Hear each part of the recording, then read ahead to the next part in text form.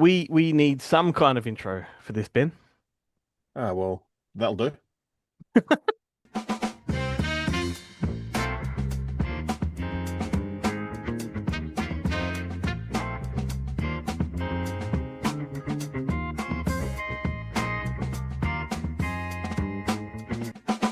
Oh, how's it going, everybody? Long time no see. It's been about a month, not that long. I think it's been a month. It's been maybe 3 weeks. Yeah, Close. well, happy New Year to everybody. Hope it's been a good one for all of you. My name, of course, is Glenn Cochran. The summer stud over there is Ben Helwig. How are you, mate? I'm good, mate. I'm very, very good. Very hot Yeah, I know. The today. reason that we're coming to you live over Zoom, not even live, pre-recorded over Zoom, is because it is a hot box of a day. This office is, I'm sweating like bullets, man. It's uncomfortable, but it's summer and we're tropical. Yeah, we're We're we're fake. We're we're faking wearing, it. we're wearing shirts. We're not We're faking it. It's fucking hot. Like it's like my balls are sticking to the chair. Put it that way. I keep telling you to get rid of those vinyl chairs. And for the They're not friends of testicles. I've lost where I was going to go with that, but anyway, this is one of those bonus episodes. This is one that we record off the regular calendar. We're going to do a bit of a summertime special and look back at the year that was and count down our favorite films of the year because we never did that. We never did that before we signed off for the year. I'm looking forward to it. Shortly, we're going to be chatting with Jarret about the best physical media of the year. We're going to bring the boys from Bonehead Weekly into it. Joe, Chad, and James. They're going to talk about their number one picks for 2025. All that good stuff. But before we crack on, Ben, do you want to do the socials? Yeah, sure. People, hang on. I think I can remember them. It's been 3 weeks, mate.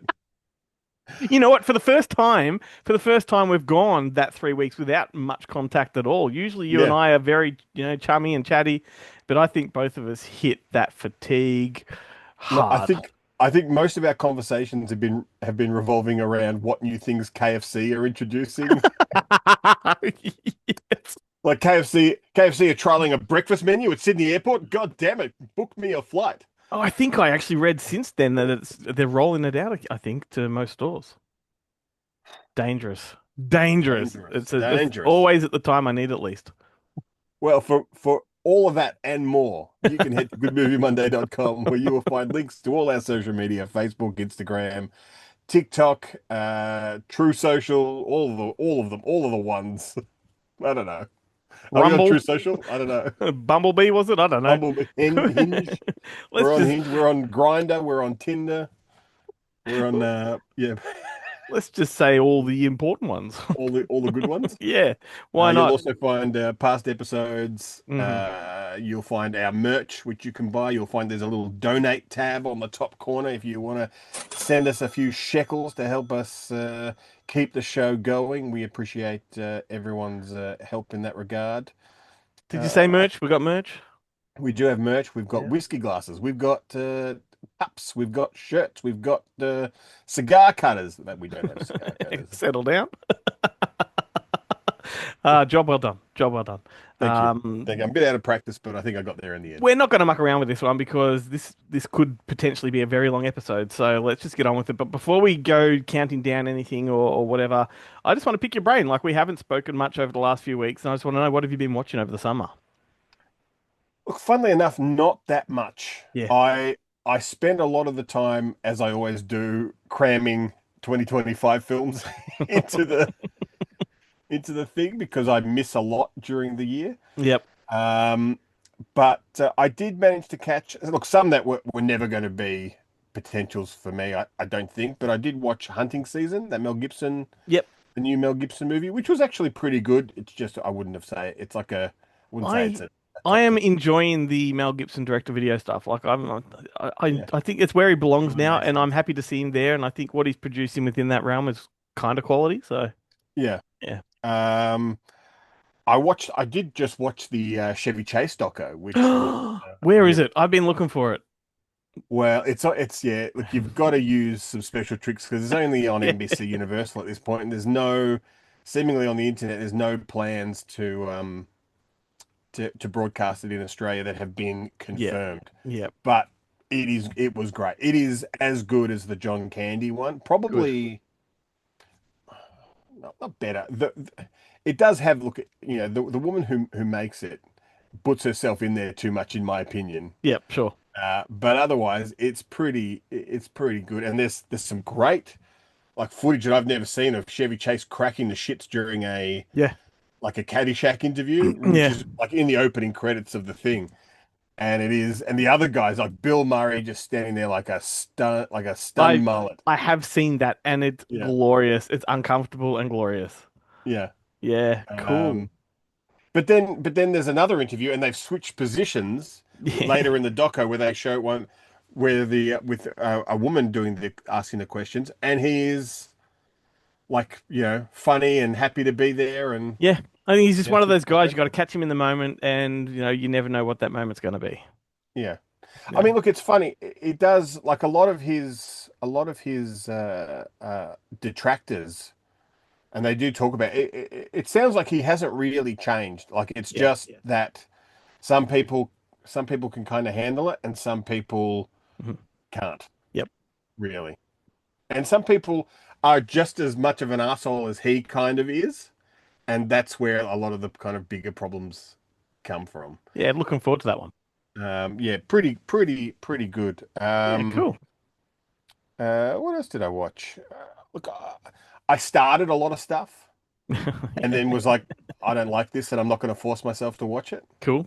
A lot of TV shows and stuff like that. But yeah, look, not too much. I really did kind of take a break. I think I've been doom scrolling most of the time. Yeah, same here. Like I mean, we work like watching movies is part of what we do for work, and so like when I'm on a break, I don't really watch much at all. But and when I do, I go backwards. I watch classics. Some I haven't seen before. Most that I have. I did do a few of the Muppet movies. I did try to get through the whole lot, but It's just wanted to not watch a lot. So I got yeah. through three of them. A 1951 B movie I watched called Unknown World that I'd never seen before. That was fantastic. Really, it's like the core. They journey through Yeah, the right. soil to the center of the earth. It's fantastic, but 1950s style. So the drill machine is this tiny little like micro machine type of thing going across the screen. That was fantastic. I went back and watched Medicine Man. I hadn't seen that in a long time. I liked it way more now than I remember liking it. Remember how that was? That used to be really, really hard to get on Yeah, DVD. yeah, It was yeah. like a big one at the DVD And the collection. VHS was that really big fat Yeah, clamshell. a Yeah. Roadshow fat clamshell. Yeah, I did Furiosa and Fury Road in that order. That was great because I hadn't done that before. It flowed on nicely. It was like one big movie and I enjoyed that. For Christmas, I did Stalag 17, Ernest Oh, Saves really? Christmas, One Magic The Christmas. unfunny Hogan's Heroes. Yeah. And I did that Woody Allen movie, Love and Death, the one set, in the Russian turn of the century Russian period piece. It's fantastic. It's a Mel Brooks style of Woody Allen. And hadn't seen that in about 30 years, so that was a great refresher as well. So that's where I've been at. Yeah, right. I did actually try and go to the cinema. I met up with a friend of mine who had been telling me how good the food court was at M City, which is in I think it's technically Springvale. It's across the road from the IKEA, Yeah. uh, down my way. And I said, "Oh, well, he was like, "Oh, do you want to go to the Nova and see?" And I had just been to the Nova watching Josh Collins' new film, so Wolf Call Fever or something like that. I can't remember the exact name. So I didn't really want to go back to the Nova again so soon. Yep. So I said, "Oh, you're always telling me about M City. Why don't we go to the M City and see Marty Supreme?" Uh, I missed the screener for this one. for this, well, I look, think I so did had I, I as it turns think I out. was sick for that one, but far out, I'm spewing. Was it great? No, well, look, I couldn't tell you Oh, because I had a true old man moment. We went down there. We had a lovely meal at the food court. The food court, like if you like Chinese food court food, this food court is amazing. Like the portions are huge, the food is great, thoroughly like A plus on the M City food court there. Uh, the downside was that when we went up to the cinema, it wasn't on the automated telling machines. So we went to ask the woman behind the counter, and she was like, "Oh, I don't think that's playing." And I'm like, "No, it says it on the website." And I got quite, as you do as a customer, being you got a told bit that you're an idiot. hunty? Yep. I'm like, "No, I'm pretty. It's on the website. Look." And I bring it up, and she's like, "Yeah, it says there because it what it has on the village website when you go to it. It's today, tomorrow, and then a date. And today and tomorrow were grayed out, and it just had the date, which is January 12. And this was like on, you Look, know, dickhead. uh, what would it have been? Sometime in the break between Christmas and New Year's. You So I know, did not see Marty Supreme. I had a total old man customer moment. and yet through all of that, I heard nothing that you said except for you have another friend. Oh my God. Yeah.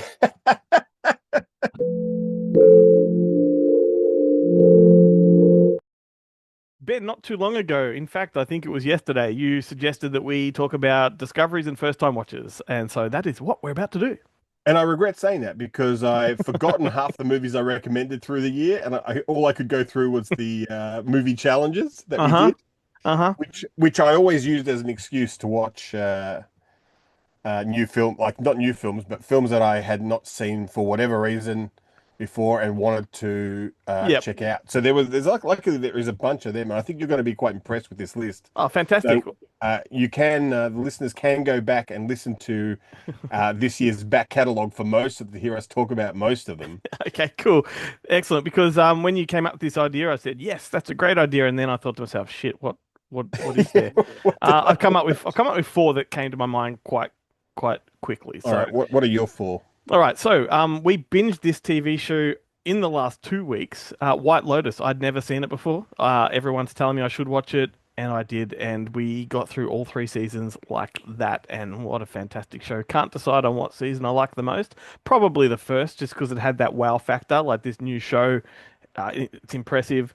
But Alexandra Daddario in a bikini, never that hurt, too, couldn't hurt. and without the bikini, And Sydney Sweeney, I think, yeah, Sydney Sweeney, but technically, I don't think she's of age in the show. in the show. As an actress, she was. Yeah, no, just the writing is sharp. I like that it sort of subverts the murder mystery. It starts off with Yeah. somebody's dead, and you got to work out all the way through each season who is it that's dead.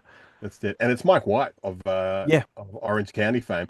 Look, I have not seen the show, but I have seen the clip where and it's so hilarious when you think about what's happened kind of since where Sydney Sweeney's giving Alexander and her friend are kind of giving Alexandra Daddario shit. And then yep, she does the whole bikini reveal and they're like they shut up because her body is so good and you're like, well, yeah. This in a is couple of years those situations that it's going to be this is reversed. 100% a Ben show, just the murder mystery kind of element more than anything. Nice Really and clever, dirty. and the cast is so good. The other one, which I've spoken about on the show a few months ago, was a Newfoundland sitcom called Son of a Gritch. I really enjoyed that. Had never heard of it before. It's a bit like The Wonder Years meets Malcolm in the Middle, Does biographical. the humor translate? Yes, well, I mean, I know Newfie humor very well, so for me it works. But I Oh, think, right. Sorry. In my head, it was like in like Finland, oh not no, not Newfoundland, no. Finland. And I was like, Well, well, it's does that translate? Newfoundland, so it's a whole Yeah, different thing. So that yeah. was good. What else? Oh, yes, a few months ago, also a friend of the show, a friend of ours, a publicist, Annette Smith, recommended that I watch the 1955 movie All That Heaven Allows. So that was a first time watch, one of my favorite viewings of the year. That's the Douglas Sirk film with Rock Hudson and Jane Wyman. That was magical. Love that. Going to watch it again this year for sure. And then finally, the only other one that came to my mind was the German cut of the Neverending Story, which I'm nominating that because I've spent 20 years wanting to have seen it. You know, like I could never get hold of it or whatever for whatever reason. Finally, it got released here on physical media, and I loved watching it. I didn't prefer the cut, but I was just fascinated in like the janitor. You get the janitor in it, you know, as a character, and you got a different score before it became, you know, just a Giorgio Moroder or something like that. And Lamal, you don't have any of that, so it's a completely Yeah. different tone and a completely different kind of feeling of the film. But that was a fascinating one. So they're my four. Well, I mean, yeah. Look, most of these ones we definitely talked about on the show. For me, that I'd just never seen for whatever reason, been putting off for years. Mm. Finally caught up with them. Thoroughly enjoyed them, and I'll just go through them quickly. All right. Dreamscape, what a Yes. banger! Amazing. Impulse. Mark Hartley told me about Impulse years ago, and I was like, "Oh yeah, it sounds great." Went out and bought the Blu-ray, and then it just sat on the shelf gathering dust. Awesome. But loved it. These two, House 2 and Fright Night 2, two Yes. fantastic sequels that I had never seen before. that I thoroughly enjoyed. Almost, well, House 2, I enjoyed more than the original. Fright Night 2, well, the original's pretty fucking good, Yeah, yep, but yep, I yep. did enjoy the sequel a lot. That makes me Um, happy. I think they're both ones I've got on that door of number twos behind me. yeah, Yeah. that's just where I throw my shits when I crack when I'm doing my monkey sketch. It's the Uh, outtakes. It's the that's outtake what he door. means. That's what he means by his door of number twos. Hang on, Uh, I have to pan it now. you're gonna pan There it. it is. It's my door of number twos. There's Ben's microphone, but that's all sequels on that door, so that explains that. And you can turn it around the other way, and they're all no, they're not. They're meatball. Is it meatballs? And Oh, that way? yeah, that way. Yeah, Frog Dreaming, Meatballs, Mad Max, Back to the Future, Goonies, Big Trouble in Little China, Glenn and Ben, the podcast Bangers all, men. bangers all, Yeah. as Keith would say. Um, the other one, Office Christmas Party, which I'm really glad that was one of your picks that you Yep. kind of forced me to watch, That and was on the I last episode. was on the last episode. I fucking loved that film. I thought it was great. I can watch it now, Um, but it's not December. yeah, yeah. Swallows and Amazons, I really enjoyed. I still haven't gone back to watch the original 50s version, which I have on Blu-ray, but I did enjoy the 2018 or something like that, or 2016 version. And the other thing that I really enjoyed that I would love to go and get the Blu-ray collection of the other films that this woman has directed, but they're pretty pricey. Je Femme, Je Foi, the Chantal Ackerman short film that I saw at MIF, and the other one is Portrait d'une jeune fille de la fin des années 60 à Brussels, which roughly translate to Portrait of a Young Girl at the end of the 60s in Brussels, which is a fascinating. It's not actually a film. It's a episode of an anthology TV Hmm. series that they did in France, where they got all these different directors to do a film to do just a 60-minute episode on. I'm not sure if it was on Brussels itself or it was on it was a French TV thing. The French and Belgian film industry is really, for an outsider, really complicated because so many films are funded by both. They get money from both film funds and stuff like that, and it's really hard to tell. And then when you throw Canada in, sometimes the Canadians come in, and you know the, there's some great TikToks out there where French speakers and Canadian French speakers mix and match their words, and they kind of they just give each other shit the whole time. It's the thing in White Lotus where he says, "My wife is French." She's like, "I'm Canadian." He goes, "Same thing." Same thing. I'm from Louisiana. But yeah, look, those I would love to see some more Chantal Ackerman films. I don't know if I've got it in me to watch the the one that Sight and Sound said was the greatest film of all time that goes for like 4 or 5 hours, That's an and it's just instant no. the woman in her apartment making lunch and pottering around for 5 hours. I mean, Jean Dillman, Okay. something Want to be a good lunch. is the name of the film. But I mean, there is more to it and everything like that. And it is. But I was talking to Kate Fitzpatrick about it, and she was like, it's something you can only see in the cinema, usually at a festival or something like that, because otherwise there's no way you would sit through it. You just go, "Ah, fuck it," and Yeah. walk away. I don't know why they exist if that's the case. Yeah. Cool.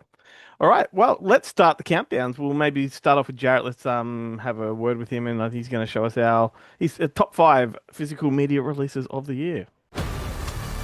Physical media is very important, kids. One day, maybe the cloud ain't there. How are you going to watch Dogma? Being able to hold it in your hand and see the artwork and the posters and have the names, it's it's a real thing. It's such a sadness that you think you've seen a film on your fucking telephone. Get real. Well, it is now that time to turn our attention to the physical media, and here is Girl Dad himself, Jarret Garn. Happy New Year, mate. Hey guys, Happy New Year to you both. Yeah, I got this for Christmas and I wear it with pride, and I also wear it to disguise my hideous hat hair because anyone that's living in Melbourne at the moment know that summer's finally come. So, Well, that's a yeah. catch-22. It's like one of those vicious cycles because if it wasn't for that, you wouldn't have had hair. No, 100%, 100%. So anyway, at least I get to wear it. I get to wear it proudly. I totally traded my forgot. human centipede trucker cap for a girl dad dad cap. Oh, there he goes. Okay. Yeah, one okay, of- there you go. One of the Change rare. change the lighting setup a bit so that there's not as much as a glare. That's Also right, when we- changes the focal point, so you're looking Yeah. at the mega force. when we record the show, I should just get Ben behind the camera to stand there and beam the light off his head onto me. Like, Yeah, I'm a little, good, the like ultimate flecky. yeah, that's right. So Bounce. this time we're doing things a little bit differently. Rather than looking ahead to what's coming out, we're going to look back at the year that was and pick out some standouts. We'll let you pick out some standouts. Did you want to take it away? Yeah, absolutely. Well, I'm going to go through my top 5 physical media releases of 2025. And maybe I'll start with 5 and we'll do the countdown to 1. do it. So then we can just, what is going to be at the number 1 spot? What will take We number are 1? but passengers in your car right now. Drivers. Well, here we go. Well, that's good. I'm unlicensed, so get ready for a rocky, rocky ride. Hey, this thing is automatic, right? Where's the Jesus bar? Where's the Jesus bar? What's this stick for? Ben, hold me. Okay. I'm going to start with number 5. Of course, I ordered them 1 to 5, so I just had to quickly shuffle through them. Number 5, now, funnily enough, this is a release that Ben got as well. I don't know if he's opened it out of the plastic as yet, but I certainly did. I not only watched the feature, but I watched all the special features on this, which is a rare feat in this day and age. It often means a late night for me, and there's always early mornings, so you pay the price in the morning, but you go, geez, that was a satisfying interview with that actor from that obscure film that no one cares about. In this instance, The Nesting, which is a film that's been released by Vinegar Syndrome. I think it's 81 or 82 thereabout, the feature itself. Now, this release is terrific because it did come out through Blue Underground in like 2011 on Blu-ray, and that was fantastic because this is an old video store favorite, an old 7 Keys release. And I was excited when it came out on Blu-ray, but I was thrilled when the 4Ks come out 14 years later because not only do you get the theatrical cut, The Nesting, the film that we've always seen, but we got an alternate cut of the movie called Phobia, which runs at probably about 5 minutes longer. Most of it's made up of additional dialogue, some extended chase sequences, little bits and pieces here. Some people call this a bit of a slow burn, boring kind of horror movie. I really love this movie, and so the opportunity to see an extra 5 minutes was well welcomed by me.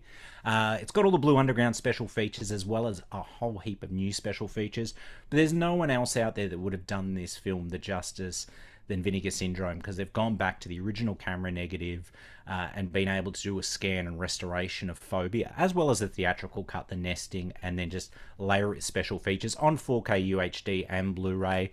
Beautiful slip. 4K in there, and they've even got a booklet. It's a nice humble release, I'll say. Like, it's a lot of work that's gone into a very small package because everything else is outrageous that we're going to see next. Is that the type of film that they attack because of public demand, or is it just there's a nerd working there that goes, I want to see that released?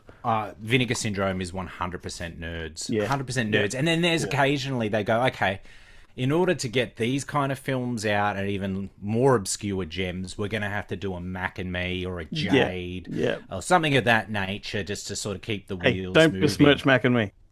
Oh, no, God, no. I've got that over here in a pile as well. It hasn't made the top 2025 releases, but regardless, it's a 4K Ultra HD. One of two incredible McDonald's tie-in movies, that one. 100%. I just watched an interview with Paul Rudd on Conan O'Brien's podcast, and he's promoting Anacondas, and of course he found the opportunity to put in that Mac and Me clip again. Brilliant. I had to watch the video cast of it because I was like, is he going to be able to do this? Because now it's just a podcast. No, did it on the video. You know cast. what? We need to get onto Zach at the Astor. Speaking of, you're wearing his t-shirt right now. Yes. We need to get him to do a Mac and Me Bye Bye Love double feature. Oh, that'd be fantastic. Yeah, because it all takes place at Macca's. Yes, absolutely. That's right, because that was the central meeting place between the dads. divorced parents Yeah. handing the kids over and whatnot. But it was I like- really it was want to like watch that again. I've not seen that 60% since of the movie. video. 60% of Do the I have movie's either in the car park of Macca's or in Macca's. Yeah. And then you have Santa Claus the movie. They have a whole scene in Macca's and it just looks course, delicious. yeah. Anyway, sorry, not a sponsor. No, Should be. no, but I was just looking and I But I'm realized they loving don't it. have Bye Bye Love on DVD. So that's, I mean, that one I never see turn up in the op shops. You always see like 9 Months and Trapped in Paradise, similar Fox features of that era, but I never see Bye Bye Love. So yeah, that's a glaring absence in my collection. And admittedly, I've not seen it since video, but I am desperate to revisit that movie. Top line talent, that one, Paul Reiser. Who else? Who were the other dads? Matthew in the movie? Modine and Paul Reiser and Daniel Stern, was it? Stern, awesome! What a cast. Okay, yeah, no, I'm definitely putting that up. That might make if someone does the 4K UHD, it might make the best of 2026. We'll wait and see. Who knows? It's been a weird year. Okay, so moving on to number 4. Now, admittedly, number 4 I only received in the mail a week ago. It's a late December release, so I've only been able to watch the first film. It's a trilogy set. It's the Teenage Mutant Ninja Turtles 4K trilogy set from Arrow. Say no more. The first film scanned from the original 4K, from the original camera negative. It's got an Atmos track. Haven't revisited 2 and 3. They're from an Interpositive, and they don't have Atmos tracks, but that's fine. I believe they look schmicko. There's archival special features, but there's a whole heap of new special features, including a new interview with Steve Barron, the director, who of course directed the timeless classic Electric Dreams. But yeah, this is a stunning set, and it's full of crazy paraphernalia, and Arrow doing it super cheap. Even though this is like this gorgeous edition, you can pretty much get this for about anywhere between $100 to $130, which is super cheap for a 4K set, and considering they've gone to the work of restoring those movies. Interesting that, I mean, I know it's not an Aussie release, that one, but it's come out at the same time as the Toxbox, right? So those movies back in the day were like the cartoons were competing. Yeah, 100%. You've got New York and New Jersey too. So, you know, so there's another double feature they could do. They would make for a fantastic series. You could have a long weekend, maybe even Australia Day weekend. But yeah, I wouldn't be Arrow. surprised if Umbrella are going to would do a 4K, because they did this. They did the Stinkervision. Yep. They did. Version Yeah, not wouldn't too long ago, surprise so me. I mean, I don't know how Arrow will go letting go of the extras. I mean, they probably could charge an arm and a leg, but I guess once this has been out long enough, they could definitely do it.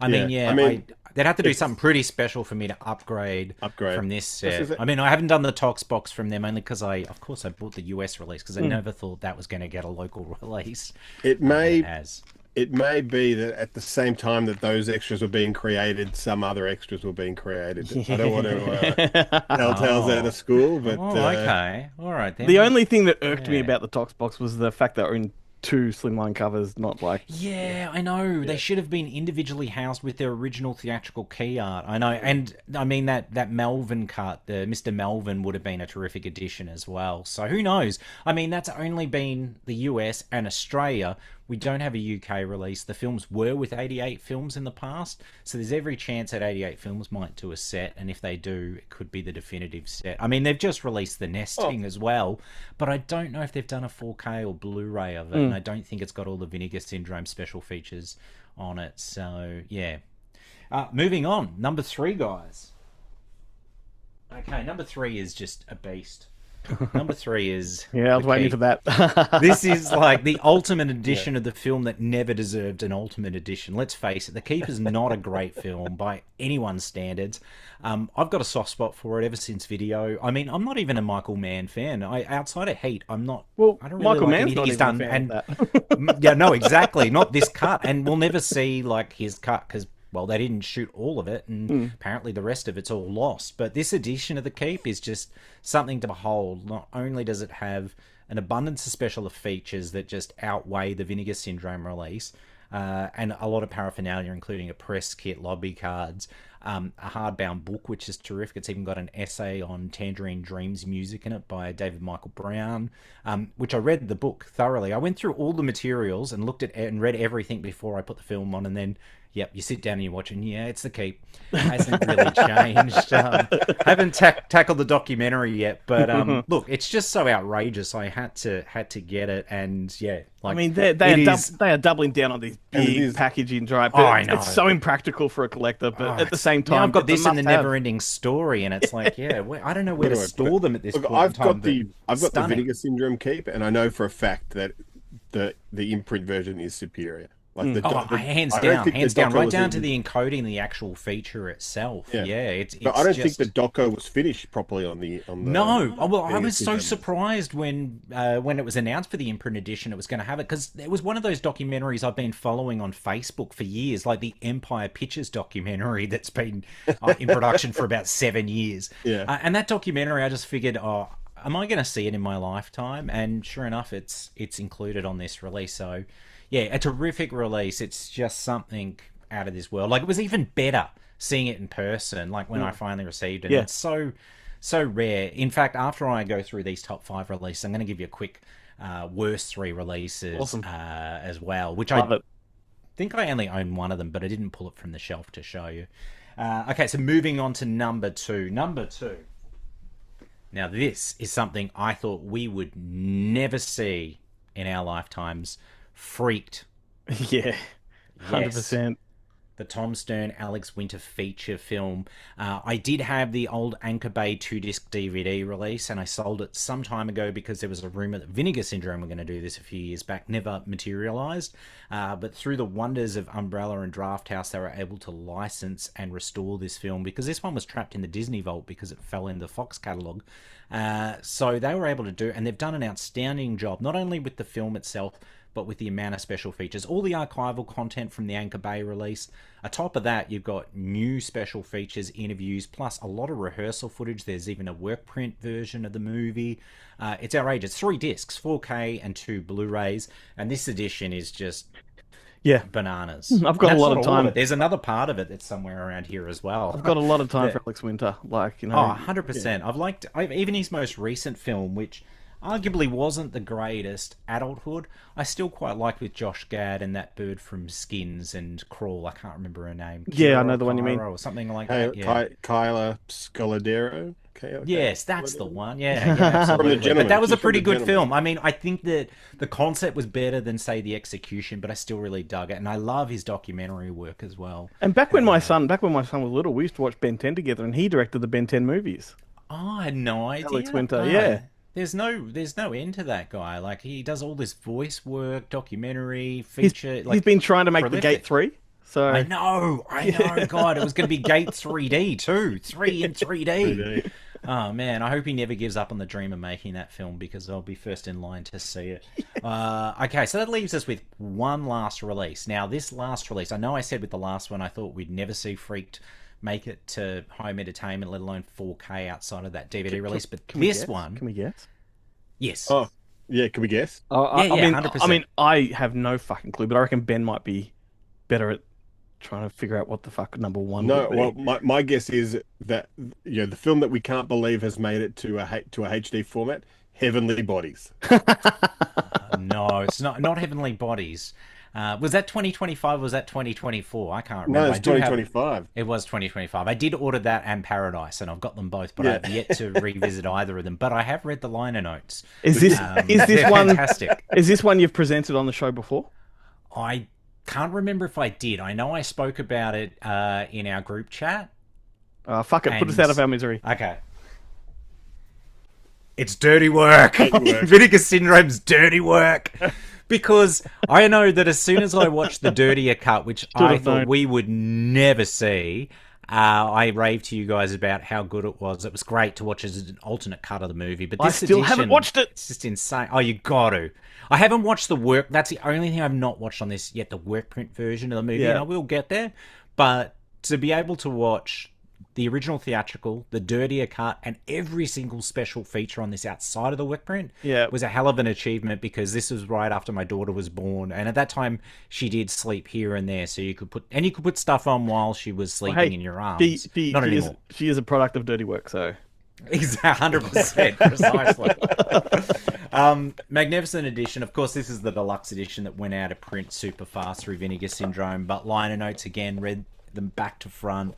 3 discs, 4K UHD with both cuts of the film, then 2 Blu-rays with not only the film but all the special features. It is just, it's the holy grail release of home entertainment for me. Like, I mean, look, I know that one day I'm going to see Stitches and Hamburger the Motion Picture on 4K. It's going to happen. It's just a matter of time, and I hope that I really hope that I'm able to work on one of those releases. But I never thought we would see the alternate cut, especially after Norm passed, then Bob Saget passed. I figured this was just lost. And this is the reason why we have to release Mac and Me's and Jade's and all of those things that Vinegar Syndrome put out that might be kind of like blurring the lines of Vinegar Syndrome, so they can do the Lord's work with things like dirty work. Who would have thought that what's his name would outlive both of them? Artie Lang. Artie Lang. I know.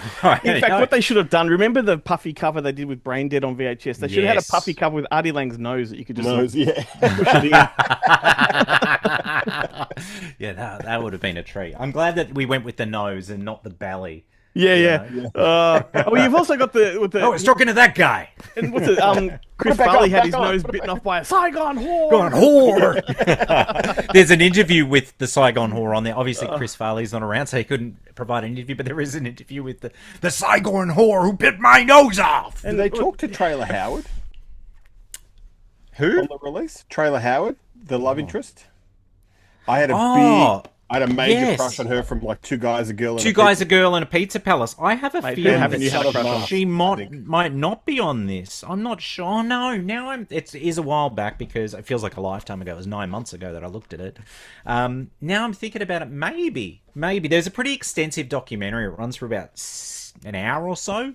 That has interviews with a lot of like the writers of the film and other actors like one of the Murray brothers that's in it, and it could very well have her in it. I reckon I think it did, because I had a massive crush on her too after the series Two Guys, Girl and Pizza Palace and Dirty Work. I got a feling maybe because it's always great to see, and I think I might have gone, she's still smoking hot to my wife. I go, don't worry, we've got a child now, so I'm here for keeps. So I won't even say worst, I'll just say top 3 disappointing releases of 2025. Number 3, I wish I could show it to you, but look, I got it and it arrived damaged, and that was kind of a godsend because I was not thrilled with the way it was released, and I actually returned it, which was a lot harder than expected because it was Rare Waves, not Amazon, so it was a very convoluted process. But it was Darkstar, Fabulous Films in the UK's 4K release of Darkstar. Mm-hmm. What was advertised as to what it ended up being were very different. They made it look like it was one of those gigantic Vinegar Syndrome umbrella kind of rigid box sets with all this cool paraphernalia, as well as this beautiful scan of the film in 4K. It was like this, I don't know, like paper thin cardboard packaging. It got crushed in the mail, so it was like pretty much destroyed. And when I received it, I was like, well, this is a piece of shit anyway. I'll just wait for the standard edition and pay about $50 less, because it wasn't cheap. It was about $80 and it was like a really substandard release, like piss poor.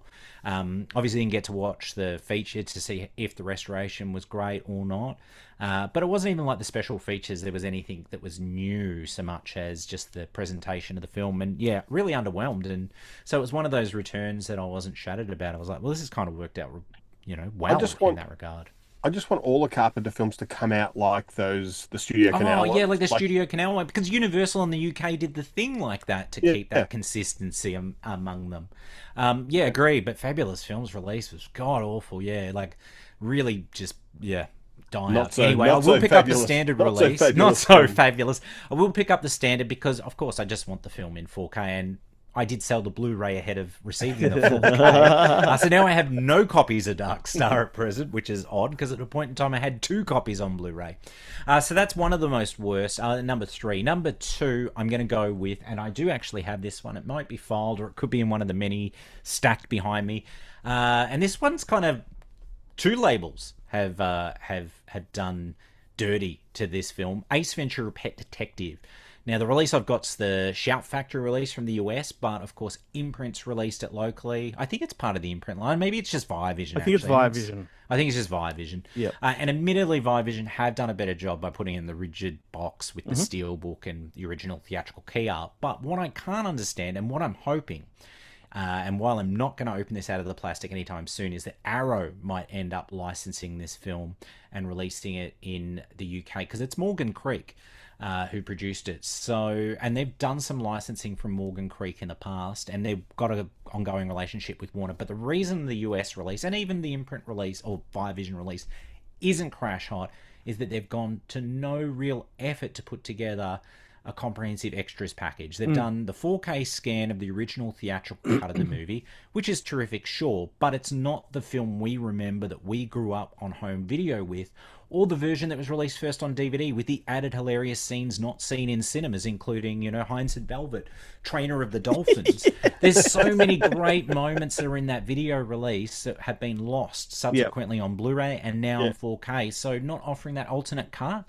I never saw the theatrical. It's funny. It's well, one of those, now you can see it in 4K releases. It's one of those movies from that abroad. Whenever I watch it, it's kind of a different version each time, and I'm like, geez, I don't remember that, and I don't remember this. Yeah. And why is that missing? Yeah, that's right. Yeah. It's like Dumb and Dumber too, because they retconned Dumb and Dumber, when it came out it came out as it were on DVD initially, but then they retconned it later and did like the Dumber edition or whatever. Yep. And they cut out some really good moments, like Lloyd outside by, when he gets his wallet trapped in the newspaper box and he's like, little old lady, because she was supposed to stay there and watch it and she's stolen the wallet. Anyway, moments like that are seemingly just tiny moments, but they mean a lot too. And this Ace Ventura is not packaged with part 2, is it? It's just no, the first it's one. just the original Ace Ventura Pet Detective. Not only do we not get that alternate home video cut, we get the same old extras, which is the audio commentary track that's been ported over from DVD, the trailer. We don't get the Tone Loc music video. There's an EPK. There's deleted scenes. There's a work print version out there. There's an abundance of content. I mean, even if you can't talk to Jim Carrey about it, I'm pretty sure you could probably talk to Courtney Cox. This is something. This is something I wish Jim Carrey would look into doing now. Like, he's sort of slowed down with making movies. He's only doing Sonic and things like that, and doing his painting and but like do some inducting Soundgarden into the some Rock and Roll actual Hall of Fame. fan service. Like, dive into these things. 100%. Like Ace Ventura 2, we know he hated it, but give us some insight why you hated it. Like, absolutely. And I mean, we're not asking him to do commentaries on Once Bitten or Earth Girls Are Easy. I mean, I wish he did it on Peggy Sue Got Married. But Dirty Harry. These are the Deadpool. films that made him. Yes, the Drive. Deadpool, where he's a rock and roller. I mean, I know way too much about Jim Carrey's back catalogue. Well, we've all ignored Copper Mountain, so Copper Mountain. I was about to say, but we haven't even mentioned Copper Mountain. that's the Alan Thicke box set. That's a great box set. So yeah, look, Ace Ventura, my only hope is that, yes, Arrow will license it and do a proper edition. In fact, actually, Arrow did put out a double pack of 2 of them just on DVD and Blu-ray as their HMV or FOP fodder. So who knows, they might revisit it. Given they've just done that amazing edition of The Mask, it could happen. So anyway, I've just had a brain, that's number 2. I've just had a brain fart. Like, imagine if Umbrella did a box set of Bruce Spence movies, right? And they put Ace Ventura 2 in there, just like the... Yeah, that'd be great. I mean, they could put Gods of Egypt in there. And Boyfriend from Hell, which needs a good HD release. And it needs to happen soon so we can talk to the whatever he was on that film. I think he was like production manager or unit publicist or some. I don't know. He had some unusual position on it. Yeah. If he's still talking to us. Yeah, if he's still talking to us. We won't mention names. It might be easier to get Cheech Marin. Yeah. But I think the 100%. rule should be it should be a Bruce Spence box set, but only films that Bruce Spence appears in for less than 20 minutes. Yeah, I think that would be fantastic. No stalk. No. But the actual housing has to be a really long box, like a really tall yes. box. Like, it just folds out. Yeah. So it's like and you could do that as volume 1. So then when you do volume 2, that maybe he's got like Mad Max 2 or Stalk or any of these other great movies. Dimboola. Any of these, people feel like, oh, now I'm gonna have to get collection 1 to complete. Underrated classic, by the way. Dimboola, absolute banger. Oh, great movie. Okay, so number 1, guys. Number 1 is 2005's strangest release because it's still not available. It's still not out. And word on the street is it might be out in May at this point in time, which I consider a great month to release Halloween movies in May because it gives you a good few months before Halloween comes around to enjoy. Now, I remember we're all like, salivating and getting excited about this Halloween box set, but I can't think of anything that's been a bigger clusterfuck of 2025 when it comes to home entertainment than this box set. Because not only, and I wasn't annoyed by it, I don't know, they were limiting it to 1,000 units, and it sold out so quick they wanted to press another 1,000. Hey, do it. That's cool. I don't mind. I know people are angry about it, but look, if it's hot, it's hot. The only people who were angry about it were people who wanted to flip it. 100%. No People that collectors were have bought upset it by as a resale. Yeah. Exactly right. Yeah, It made sense so, as a business decision. Yeah, exactly. Why not make a few, an extra 1,000 units of it, make some extra cash? Now, of course, this carried a premium price point too. It was like about $500. Wasn't cheap. It's only the 5 movies, 1 through 5, but on 4K and Blu-ray, and an abundance of special features. It was going to have that fantastic jack-o'-lantern housed in that fiberglass display case and everything. Then, literally, I think it was like a week or 2 out from its release, which makes me think that you would have had to have pressed and had all of that stock ready to go. It didn't pass their QC, the jack-o'-lantern, so they opted to do a steel case, steel book sort of set, which, okay, that's fine and good, but then they were only refunding $50 to people, and so they were going to say this 5 films in this steelbook thing is retailing for $450. And you're like, well, hang on, that seems a little outrageous. Like, Lionsgate, I know all these majors have done these steelbook collections, and they've got more movies in them, and they're a lot cheaper. And really, you're just regurgitating stuff that's been out before. So, if I'm not mistaken, that what it's officially getting housed in, that steelbook, that was what was inside the jack-o'-lantern to begin with, right?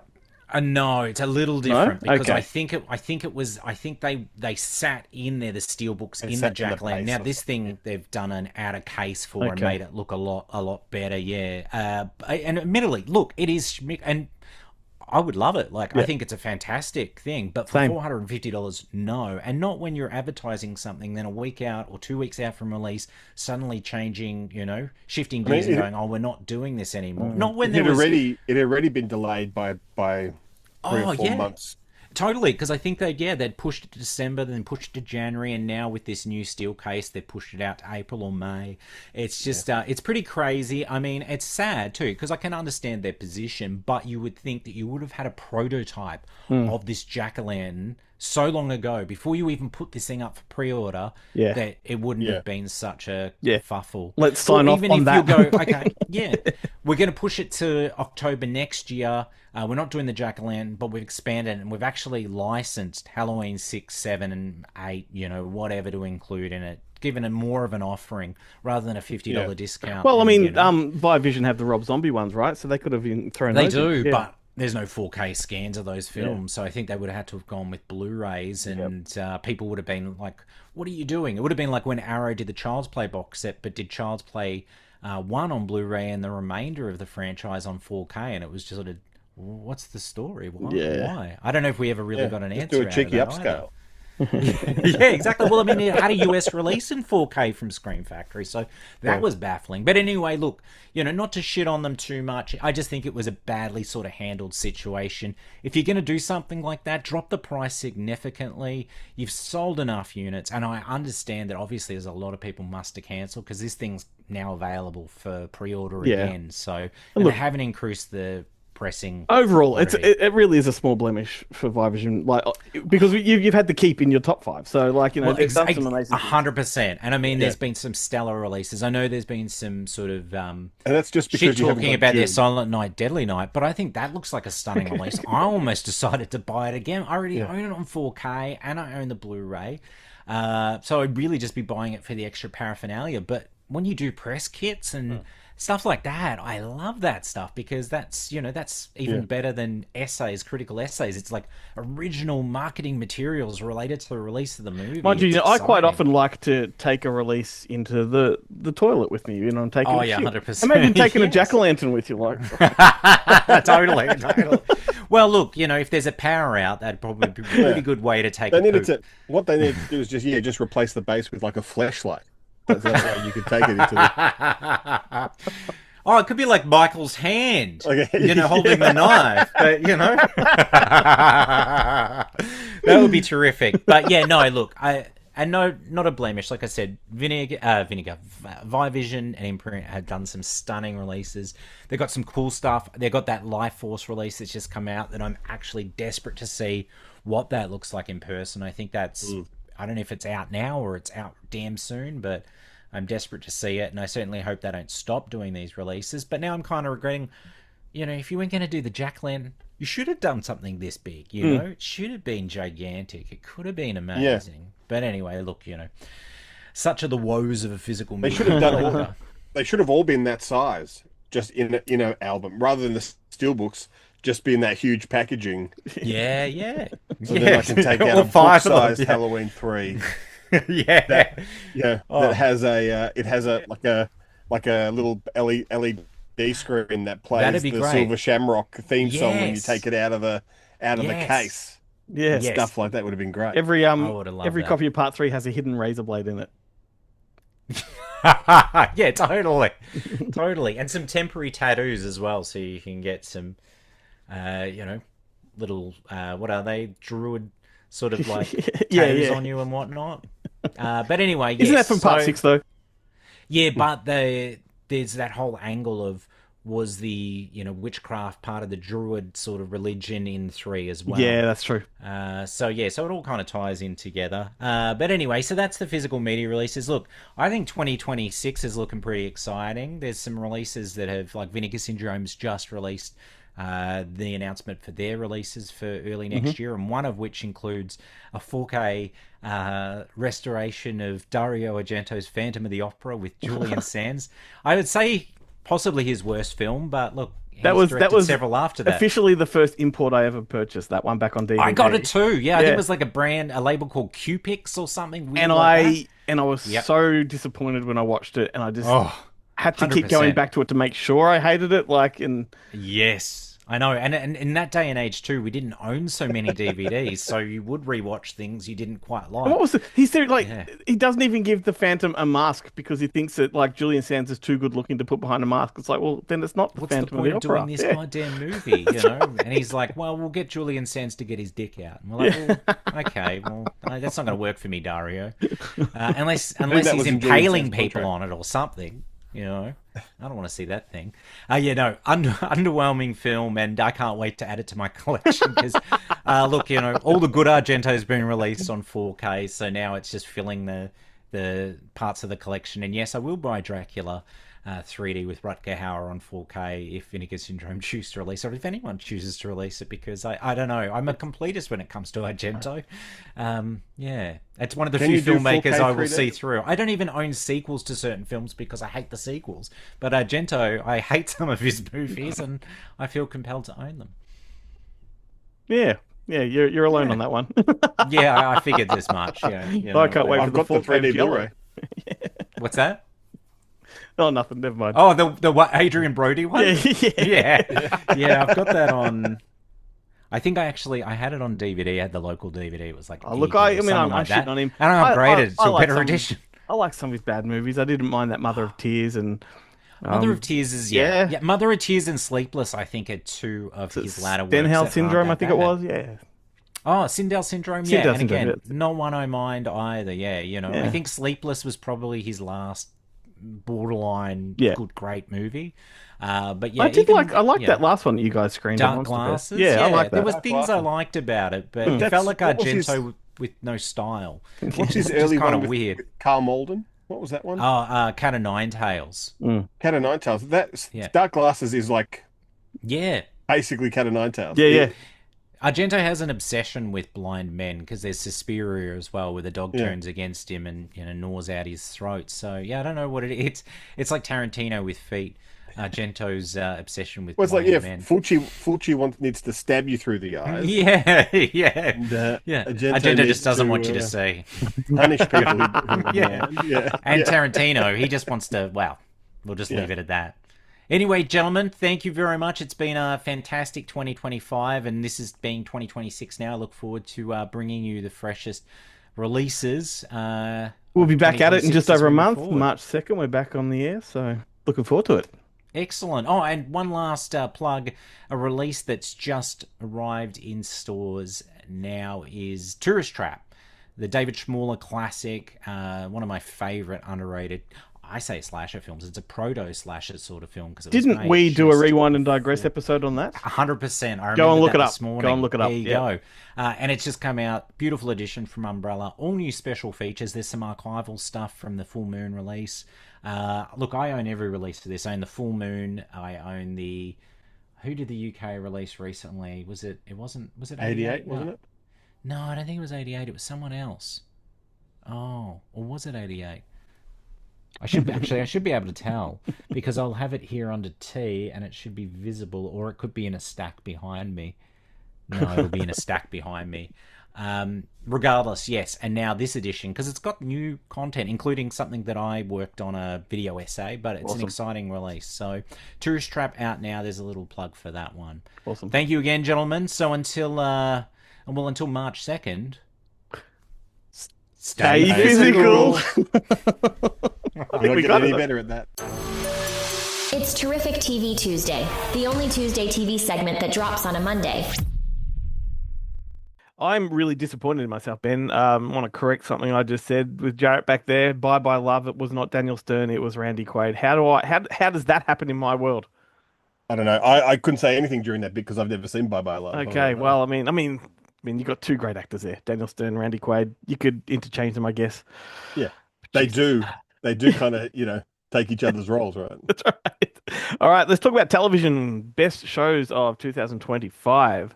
I'm going to go 5 through to number 1. Very keen. I will have to preface this that not all my shows are from 2025. I just watched them. Oh, well, that makes me feel better because one of mine started in 2024 and ended in 2025. But for me, this was, as with the movies, the best shows of the year. Of the year. Yeah,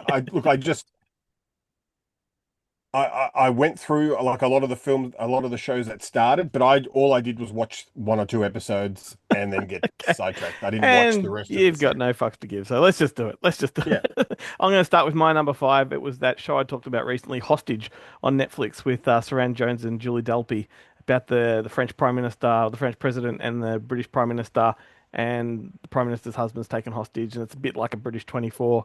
That was such a solid, short, succinct sort of 6-episode show that just moved like a freight train, and I absolutely loved it. So if you're looking for a really sort of taut thriller style television show, Hostage is the one to go for. Do you want to do your number 5?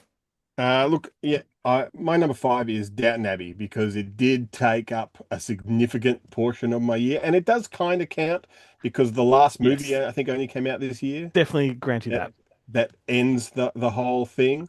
I thoroughly enjoyed it. I was not expecting to, and especially when you binge 5 seasons. It was so interesting because I got you into Downton Abbey, you got me into Gilded Age, and we both did them at the same time. So it kind of worked well. And I loved Gilded Age. I think I liked it more. So yeah. Cool. Number 4 for me, I think you will agree with this. If it's not in your 5, I think you might reevaluate. It was Last One Laughing, UK, on Amazon Prime.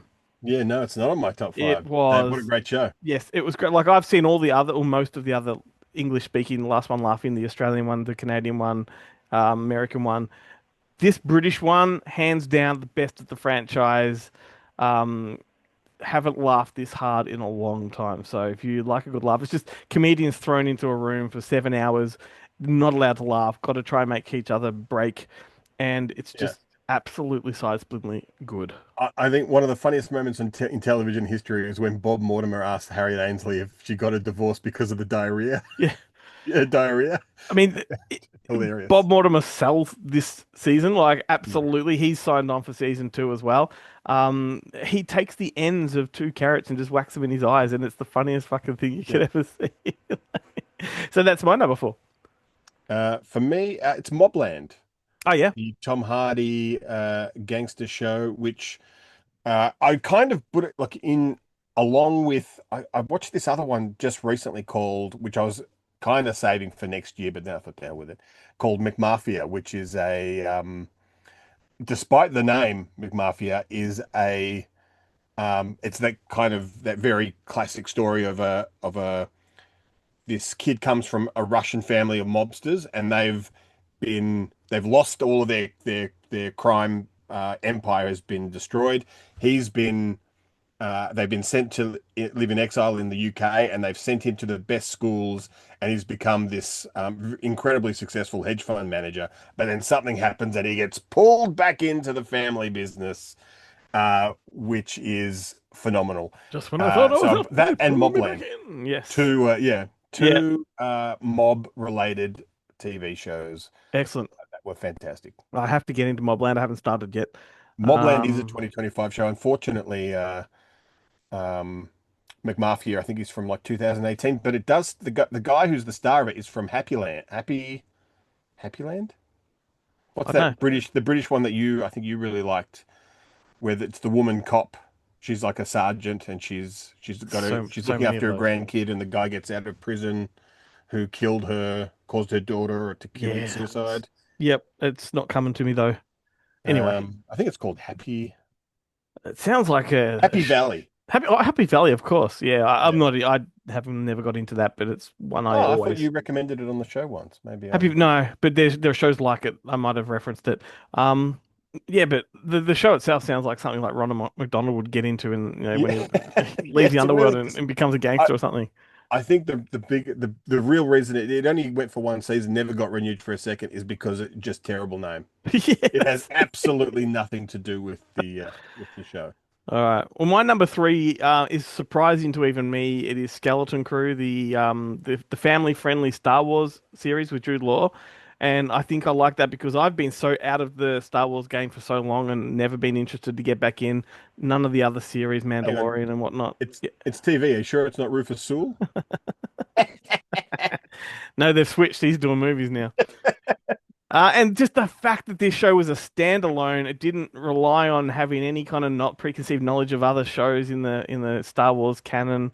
That is what sold me on it, and it was absolutely glorious. It was like it could have been produced in the 80s. It was that Spielbergian type of kids adventure, exactly the kind of show I'm into. So Skeleton Crew was absolutely dynamite. Couldn't recommend it highly enough. Well, there are two more to go, so. Yeah. Case in point. For me, number three is Giri/Haji, I should say, which is a Netflix show with Kelly MacDonald and a man fast becoming my favorite Japanese actor, Here we go. whose name is Takahiro Hira, who is also in Shogun Yep. and a bunch of other stuff. All about this Japanese cop who finds out his kind of Yakuza brother, who he thought was dead, hmm has turned up in London, and he has to go and track him down before he runs afoul of some pretty heavy kind of gangsters. Fantastic show. Definitely worth a I watch. remember you talking about that one. This one, number two on my list, is the one I think a lot of people will probably put at number one. It's the Adolescence, that Netflix series with Stephen Graham about the 13-year-old that gets arrested for murder. And the show is like it's almost pioneering in the way it's shot. It's mostly one take. Every episode is just sort of one single shot from start to finish. So clever, in fact, they did like a supplementary behind the scenes video on YouTube that shows you how they did it because you cannot conceive, in your mind how they did it until you actually have the proof. No CGI involved or anything like that. But yeah, it's a really riveting series. Each episode is a different stage in sort of the investigation from the arrest through to the interview through to the effect it has on the community, the school, all that kind of stuff. It is just drama at its best, and yeah, amazing. For me, number two, it is Monsieur Spade, Haha. the Clive Owen detective show, which was made, I think, in like 2023, but it only just made it to like SBS On Demand this year here in Australia. It's only Yep. just been available. But Clive Owen plays Sam Spade, the famous pulp novel detective, star of radio shows. I think Humphrey Bogart played him in. I think it's The Maltese Falcon is Sam Spade.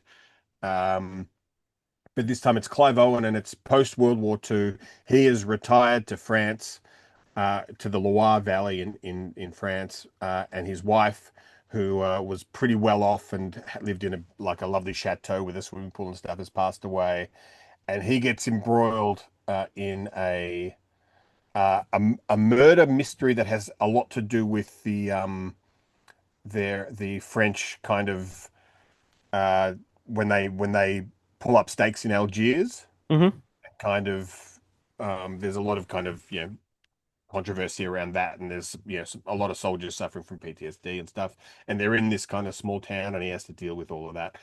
Excellent. Clive Owen in top form. If you like Clive Owen, you will love Monsieur Spade. I do like Clive Owen.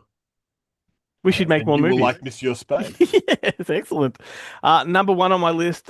This was easy for me. The Pit, the medical series that is essentially the new ER with Noah Wiley and an amazing ensemble cast. It's just had season 2 begin last Friday in Australia, and they've already greenlit season 3, so there's lots more to come. It's just pretty much 24 hours in an ER emergency room.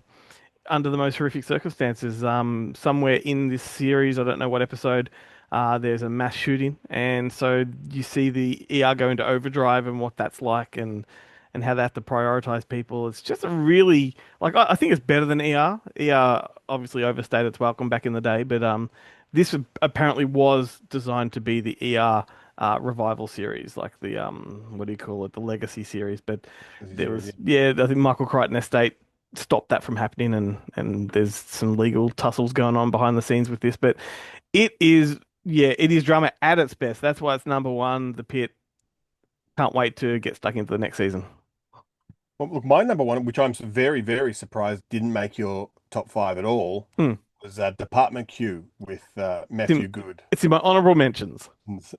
Which was a banger of a show. Starts with a bang, ends with a bang. Very black, very dark comedy. Yep. Great kind of noir stuff. Yeah, it's fantastic. It's a fantastic It show. reminded me a lot in some ways, and I don't know why, but maybe it's just the actor connection, but it was Broadchurch. For some reason, the mystery of it reminded me of Broadchurch a little bit.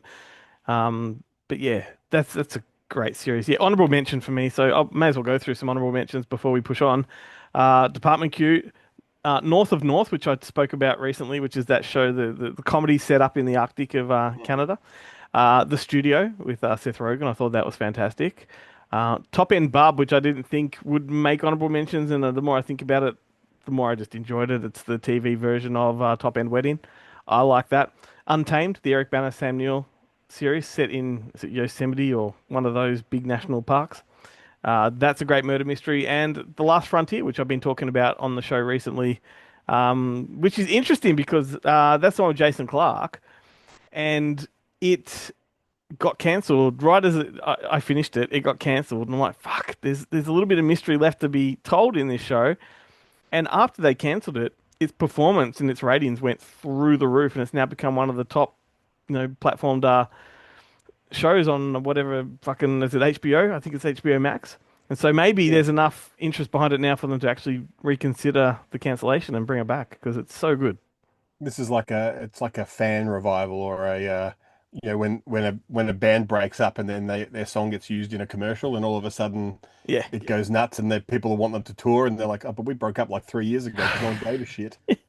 Well, that's what the gist of the new Spinal Tap is. Yeah.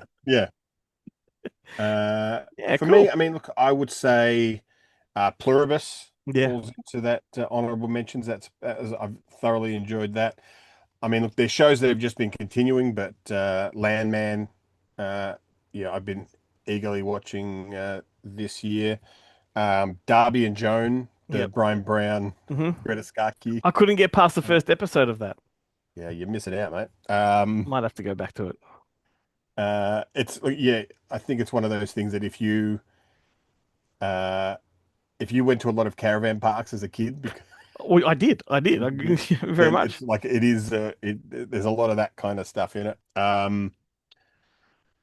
What else did I really get into? Almost Paradise. I really liked it. It's just dumb episodic TV, but great. Cool. I mean, those are the other kind of shows that I did watch a lot of. The other one, like things like Alien Dawn, and I think it's what's that? I can't remember. Yeah, I exactly know the what one. the title is. Origin, is it Alien Origin? Something like that. Yeah. Welcome to Derry. Stuff like that, which were great, but I just didn't get through. I just only watched a couple of episodes and then got sidetracked by other things that were easier to watch. Yeah, the jury is out with me with Welcome to Derry. I don't know how I feel about it. There are elements I absolutely adore and love, and there are elements that just shit me. So, to be continued. But maybe let's push on and get to what everyone's here to probably see, and that is the countdown of the best movies of the year. Let's do a little bit of a break and come back to it. All right.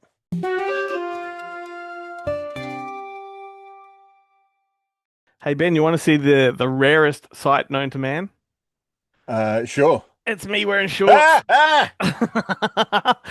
It's that proves how hot this room How is hot it right is. now. Man, that is not Gleaming a sight for shorts. sore eyes. That is a sight that causes sore eyes.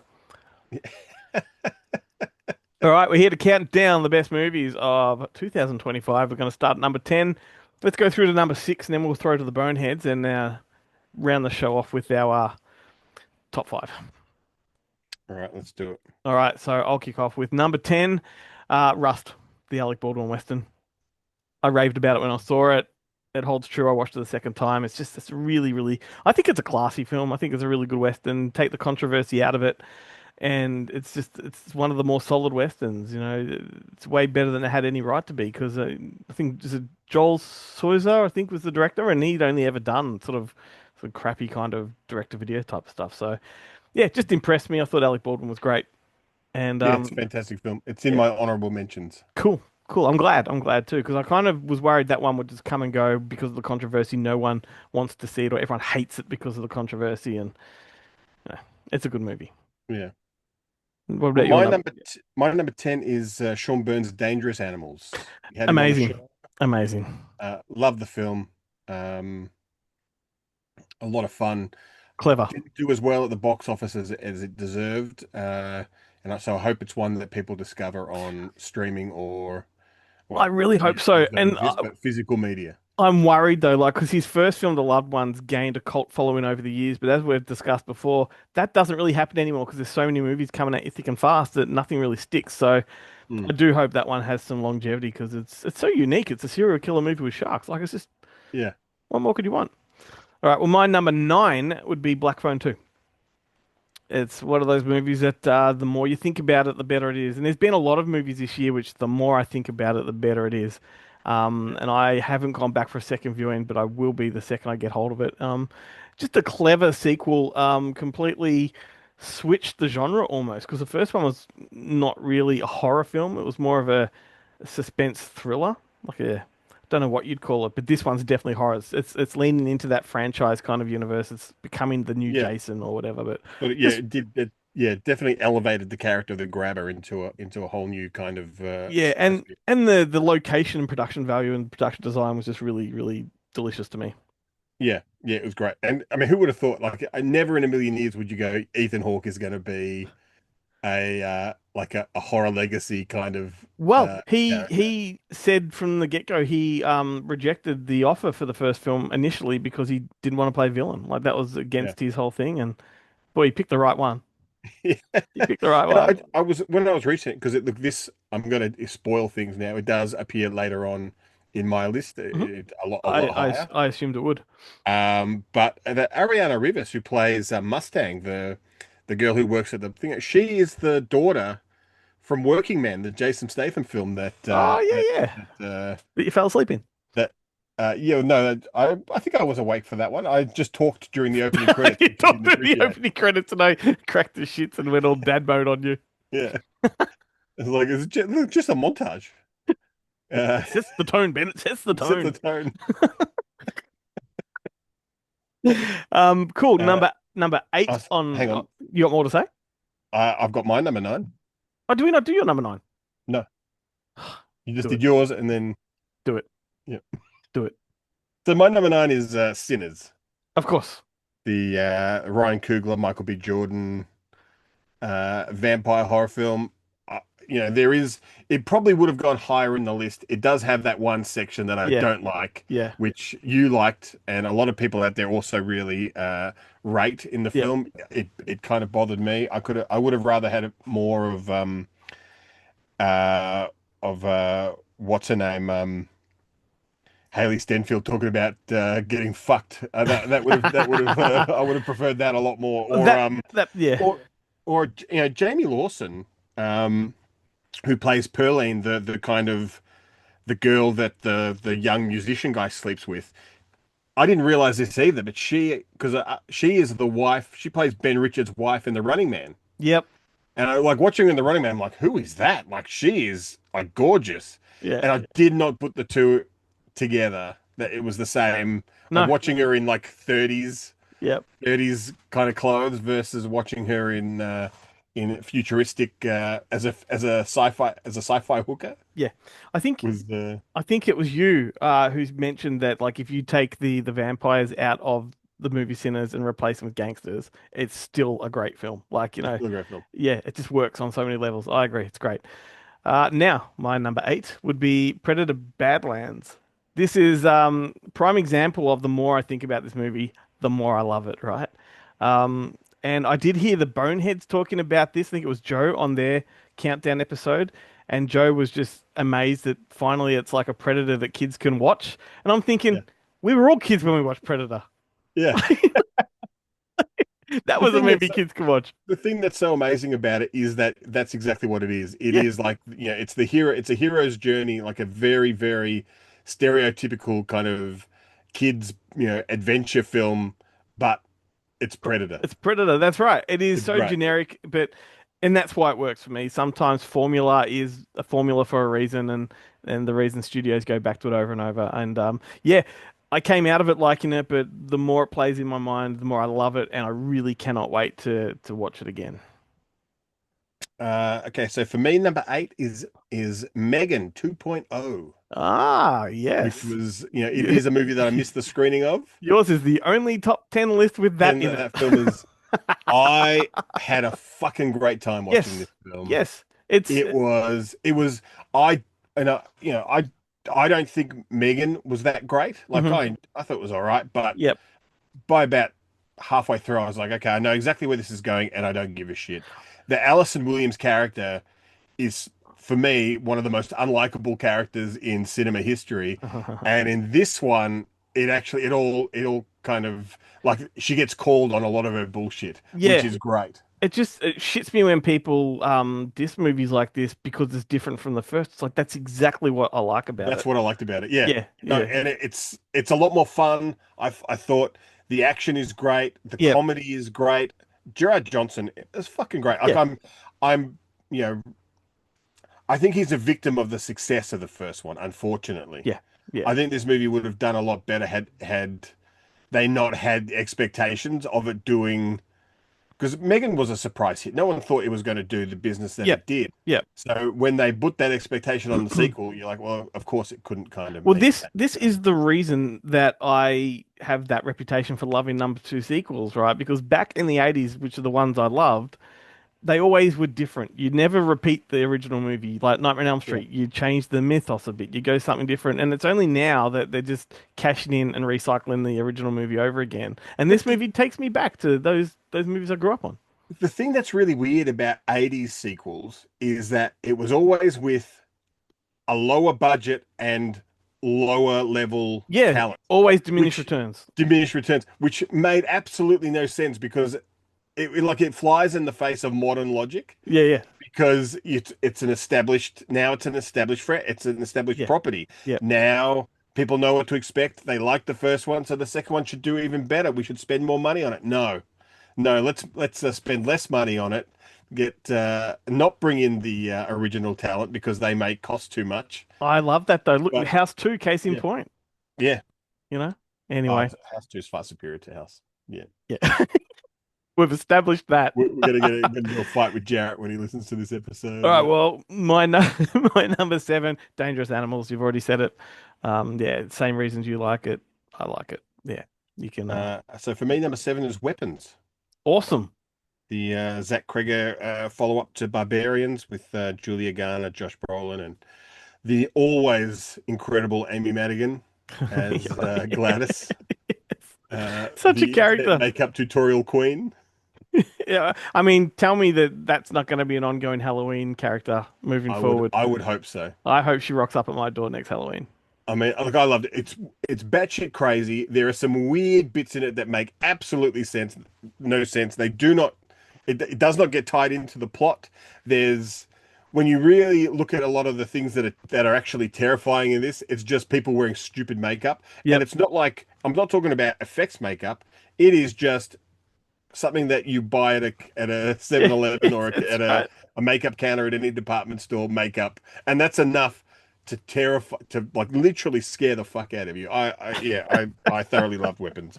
Yeah. It's having these numbers now is kind of, we're in the arbitrary part, because Yeah. I could interchange all of these. Yeah, I Very, can't. There's a few that would stick in their place, but I agree. We could just bounce these all over the place. It's just a yeah. whatever, whatever. I'm sold on my number one though. But my number six would be 28 Years Later. All right. Which it was such a solid legacy sequel. It had been so long between installments. Danny Boyle came back to do it. He got all techie with it and started filming things with iPhones and doing all weird shit. I like the energy of it. I like the story. I like the concept of an island that's isolated and the father and son story going off to hunt. I loved what's his name, dude that you love, Ray Fiennes. Right. And the old Big Dick Zombie King. Big Dick Zombie King. What I find amazing about this is, which will come up, I'm sure, later for both of us. Yeah. But it just goes to show you which director has their head more up their own ass. So Danny Boyle's thing is, handheld technology, like this stuff is interesting. Let's give this a go. And then you've got Paul Thomas Anderson, who goes, I'm going to revive a dead camera format that is going to cost $1 billion to kind of resurface for no fucking reason. Yep. And there's only 4 projectors in the country. Yeah. Yeah. Like yes, it looks nice, but does it look? Yeah. Was it necessary? Mm-hmm. No, it wasn't.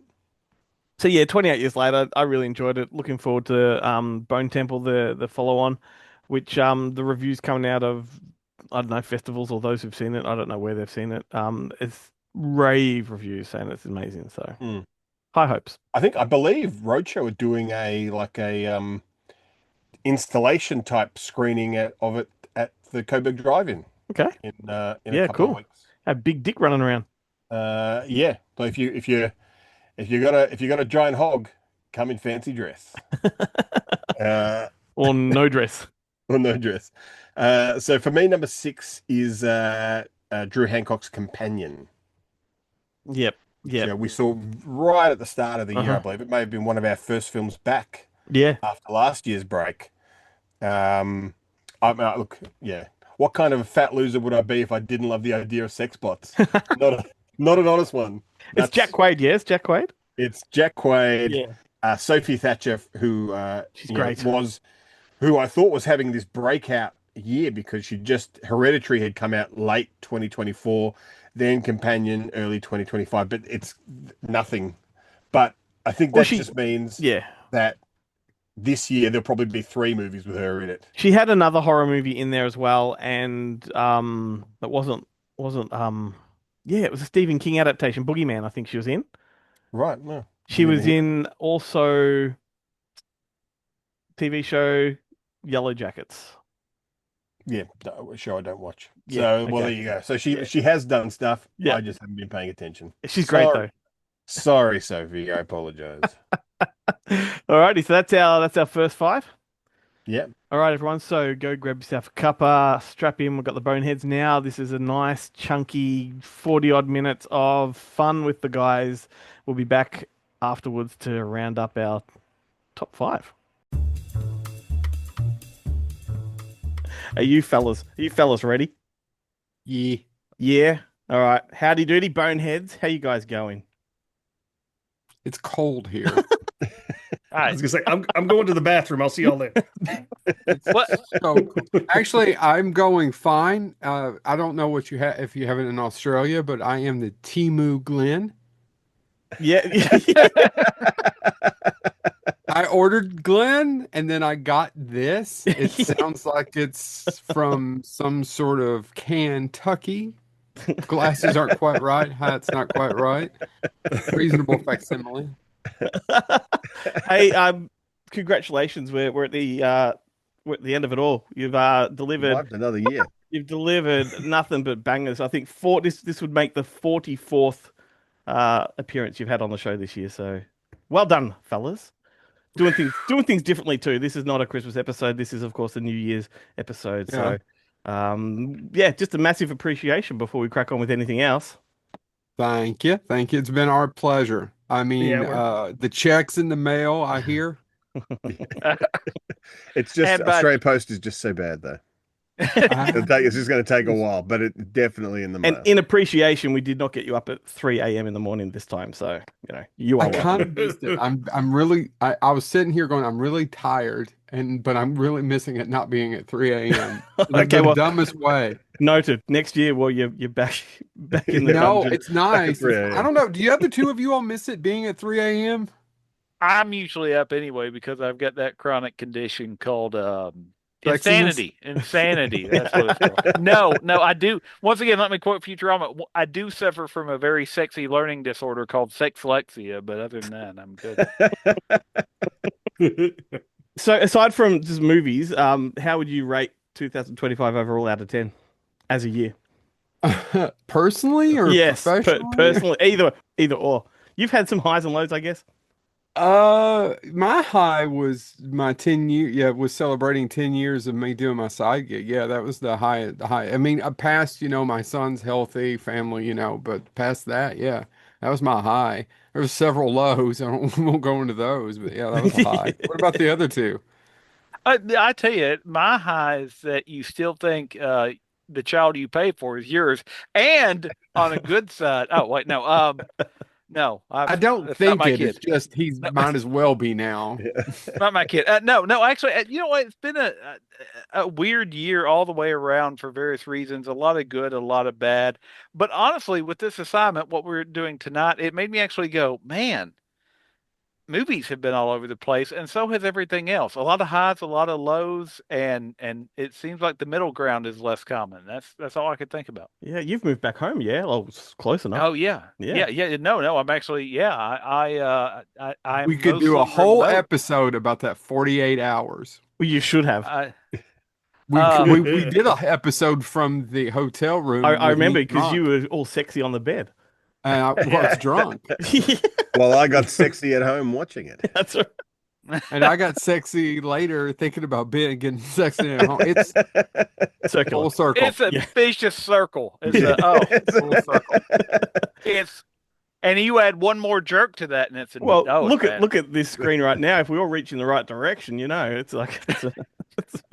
Oh my God, I'm next to Ben.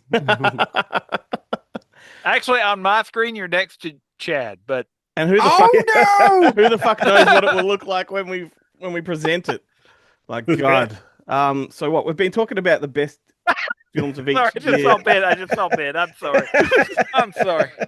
I need an adult. Yeah, welcome to my world. Welcome to my world. That's the reason he's on Zoom today and not actually here beside me. Yeah. I'm too handsy, apparently. I could stand to hear a little bit more. So yeah, for the whole year we've been talking about the best films of certain years, starting at 1982. We've been doing a sort of a count up or a count down. I don't know which way we're talking. So we have landed right now on 2025. Ben and I are going to keep our selections to ourselves because we've got more of this episode to go after we excuse you from the conversation. But we're all about you guys right now.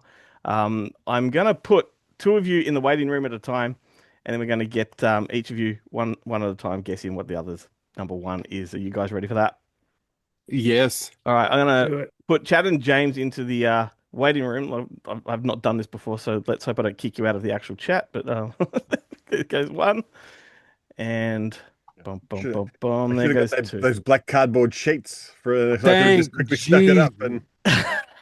You ever feel like just two dead weights are lifted off of you and you're finally able to soar like the phoenix?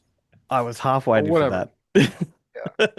I know. That was now that we've got you alone.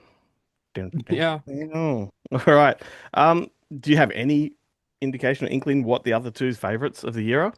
Absolutely not, but I've got two answers for you. That'll do. What do you reckon Chad's is? So this might possibly be it. I doubt it, but you know that he is a huge DC fan. The only other thing that he loves more than DC is animation. I have two best friends. One of them's like a brother, and the other one's like a best friend. And Chad's more like a brother. That means that we hate each other, but we're still together. And I love him. but he loves animation. So I was going to make a bet because they've done such a crappy job over there at Warner with how they've handled the Looney Tunes. I was going to maybe guess The Day the Earth Blew Up, the Looney Tunes movie, because that was the Okay. one that we did get because the shit canned the other one, Yeah. the Acme, the Roadrunner, whatever it was, Well, that's Cody. coming, isn't it?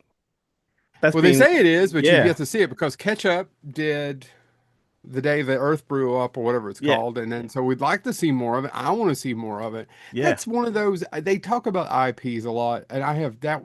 You talk about that's just really mismanaged. 100%, 100%. But I kind of like if he does go for the Day the Earth Blew Up, that's a really good movie. I interviewed the voice guy that does Bugs Bunny and all the Yeah, yeah, characters. yeah. And it's good that it's a fully animated film. It's not this live action hybrid type of thing. So I reckon, yeah, that's a good guess. Be interesting. What It's a about good Jack? guess. I don't think so. I don't think that's what it is. But and I like the movie too. Like the first 30 minutes of it, I remember just laughing because it was classic Warner Brothers of there's jokes here and then there's jokes from me up here. Yeah, and B movie. It was like the Blob and all these kind of Yeah, sci-fi B right. movies. Yeah, it was a lot of fun. Yeah, It was for a lot of sure. fun. What about James? For James's, I think I've got this one. Okay. And I haven't seen this.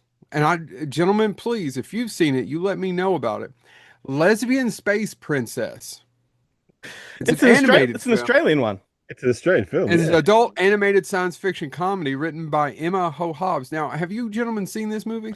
I haven't, but it was No. a big deal when it first got announced because it's the Aussie chick that's in the pit is the voice of this one. Oh, Yeah, Kate Smith, I think. the Indian Australian girl in the pit. If you've seen the TV show, Yeah. I have. I know of the pit, but I haven't watched the pit yet Gotcha. because I seems like I lived it when it was called ER. Yeah. going through a lawsuit right remember- now. The Crichton estate is suing the shit out of them. I'm not. I bet the pit's really good. Yeah, I bet it's is great. I Fantastic. But it may be better than ER. But we was had it St. something called Elsewhere? ER. Did St. Elsewhere Yeah. sue ER? They probably should. And Chicago Howie Mandel Hope. needs more money. Yeah. Yeah, All right. Denzel's Excellent. in that, right? Well, we've got two from you, so we're going to let you go and have a little bit of a wank in the waiting room now. I love having a wank. Ben, will you join me? And I'll bring you back in a minute. All right, off you go. Lube her up. Now we can just sit here and talk amongst ourselves, Ben. Yeah, that's right. We'll bring Chadwick in. Alrighty. Here he comes. Will he be there is the question. Yeah, he's gone to the toilet. He actually has gone to the toilet. There he is. Is he here? He's turned his camera and his mic off. Chad, there we go.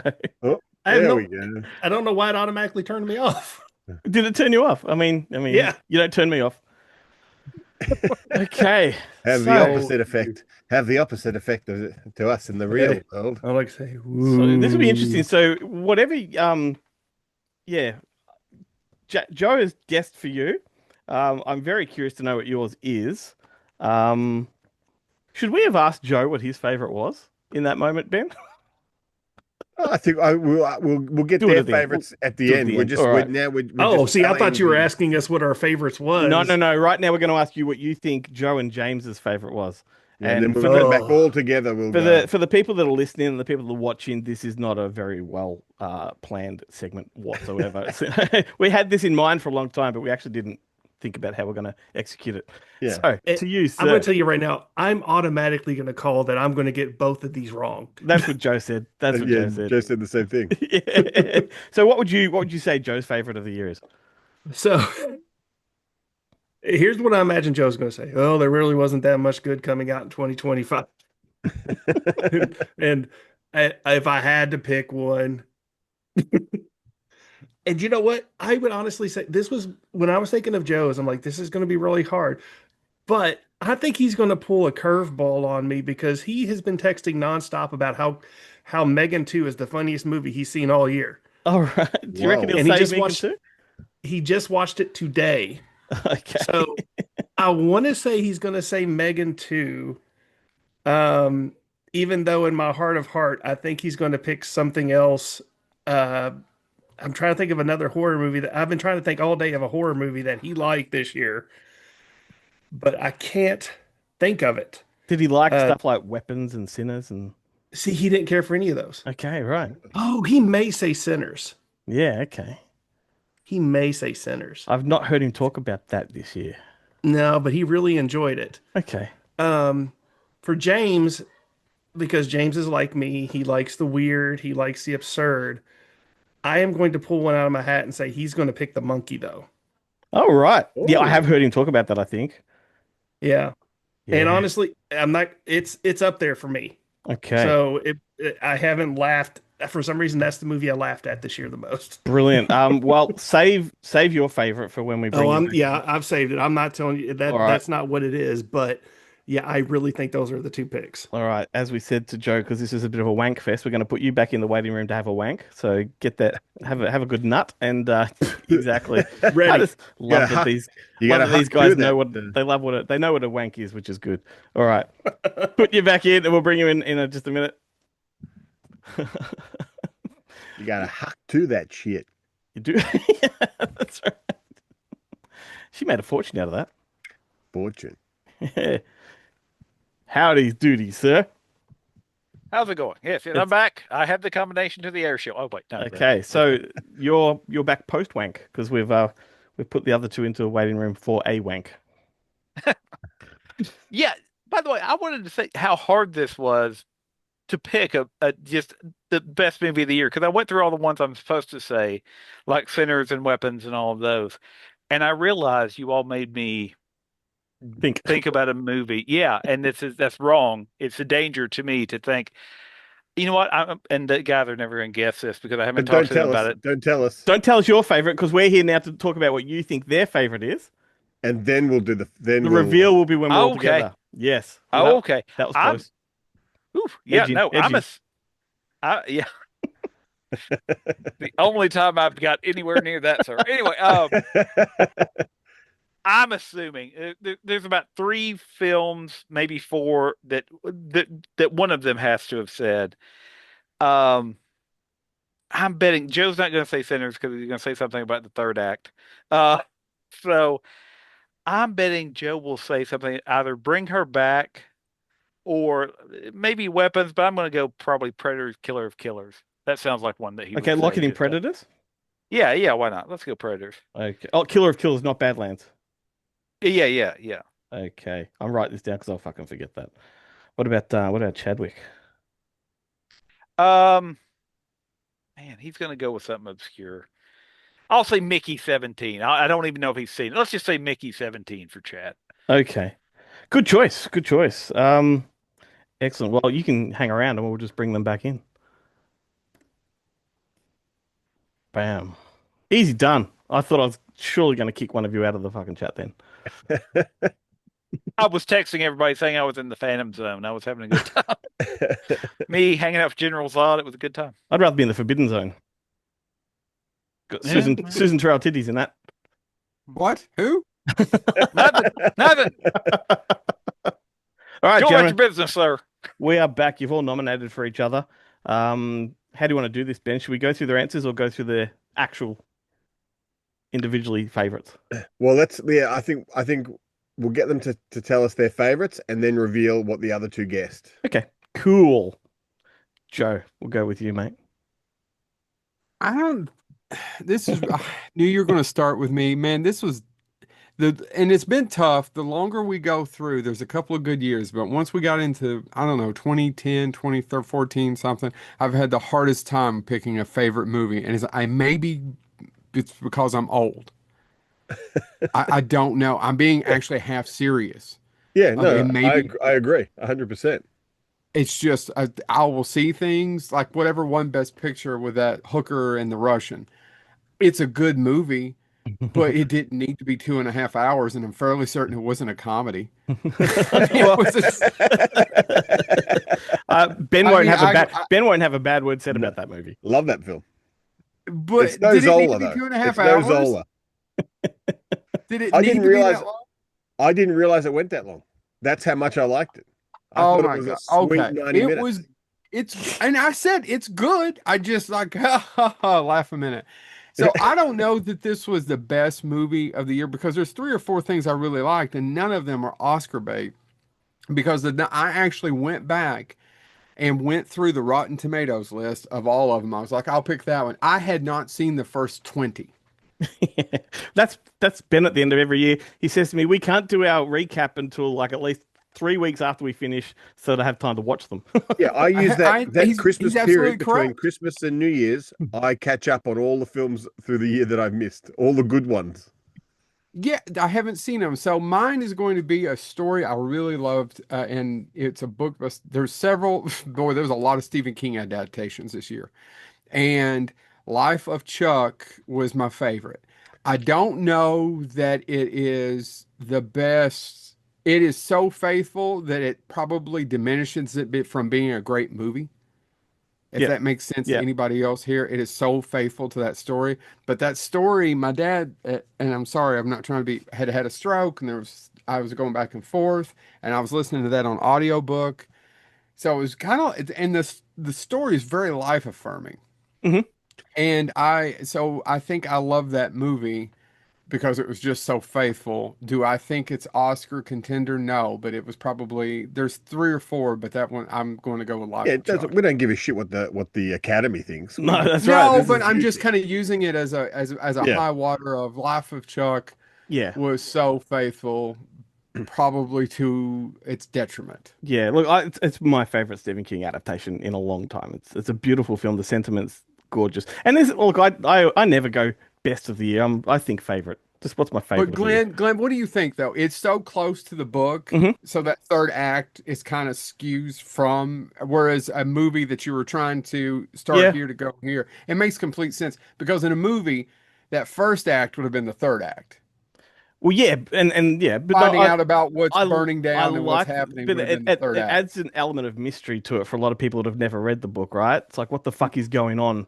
And it's not until you get to the end of the movie that you start to piece together what happened at the start of the movie. It didn't bother me. It had been a long time since I've read the book, so it was half me knowledgeable of the source material and half me a bit naive. So beautiful. That's good. I'm glad I'm not the only one who's like, oh, because it came and went. Yeah, Nobody saw it except us. that same with like we got The Long Walk and Running Man, 3 Stephen King movies all at the tail end of the year, and they've all sort of come and gone. Like none of them really hit the ground that hard.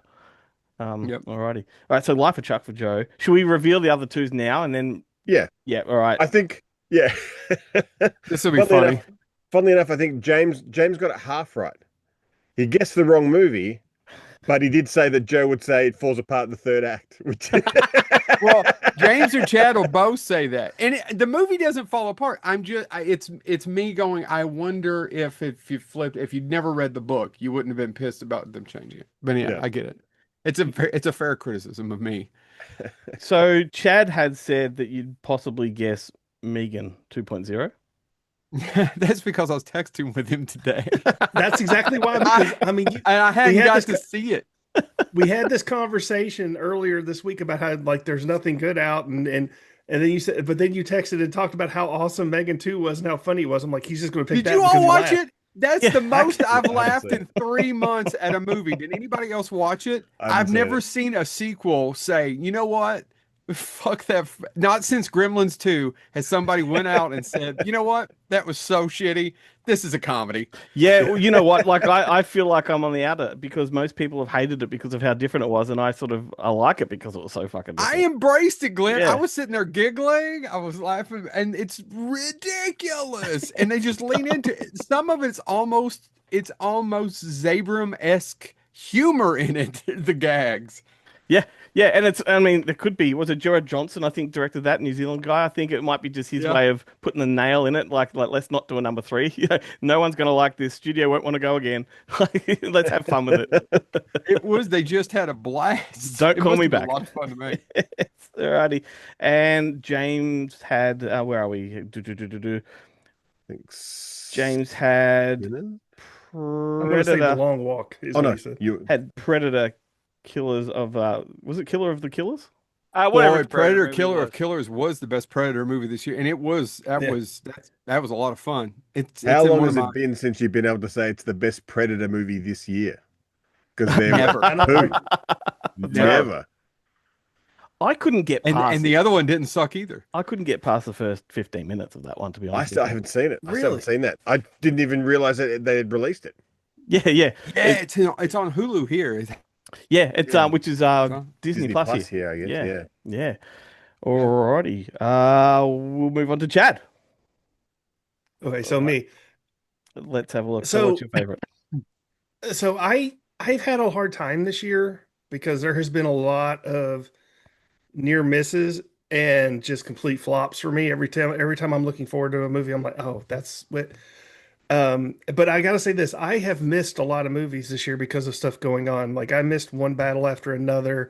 I still haven't got to the theater to see The Running Man or Sisu, but there are a couple of movies that really hit me in the right spot this year. If I have to pick one of them, I'm going to say my favorite was Mickey 17. Interesting. Ooh. Yeah. Somebody may have got it right. James got it right. Yeah. Did he? James can't actually believe pays he- attention to the other two. I can't believe he guessed that. Listen, I know Chuck so well. Who are you? I mean, it had everything. It's one of the best science fiction films I've seen in a really long time, guys. And on top of that, it was so screwball comedy all the way through it. Yeah.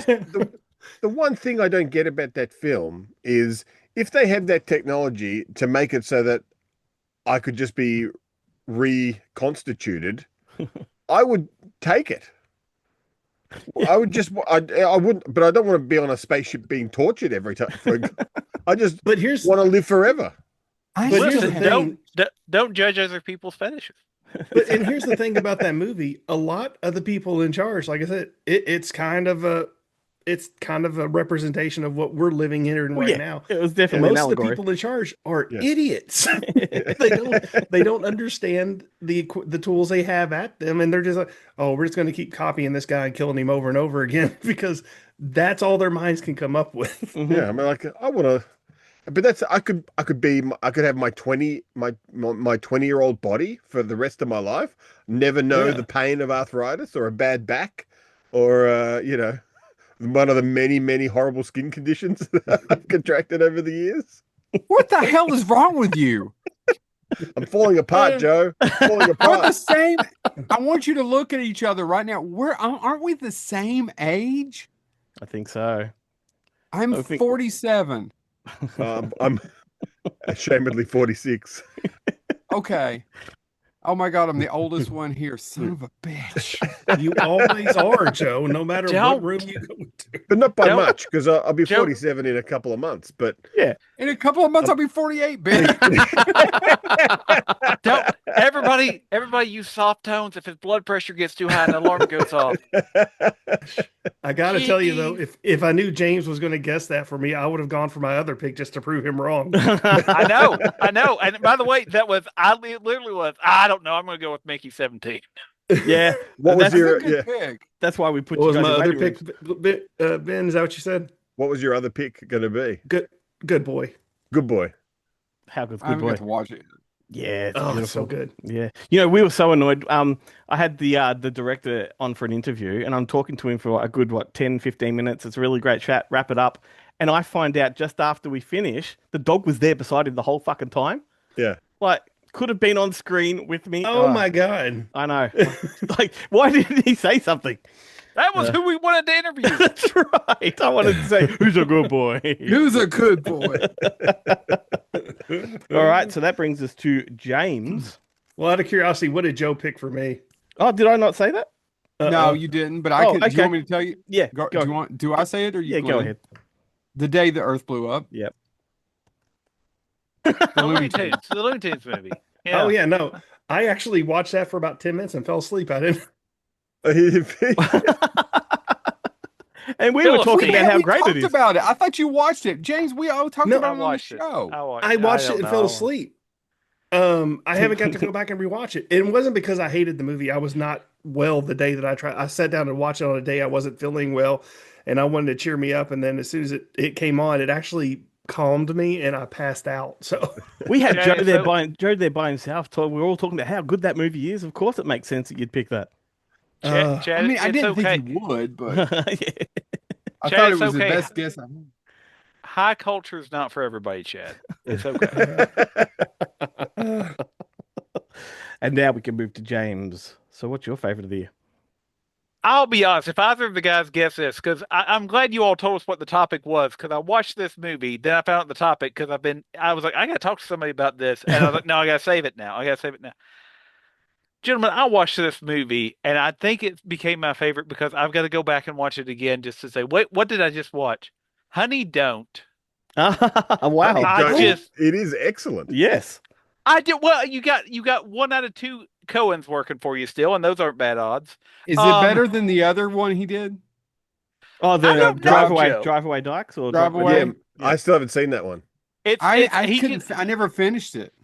He considers this the second and the third of what will be, or the second of his lesbian B movie trilogies. Yeah. Joe, I'll be honest. If you haven't seen it, you should watch it. But my daughter loves Aubrey Plaza, and she was like, "Well, I'm gonna watch that." And luckily, she left the room.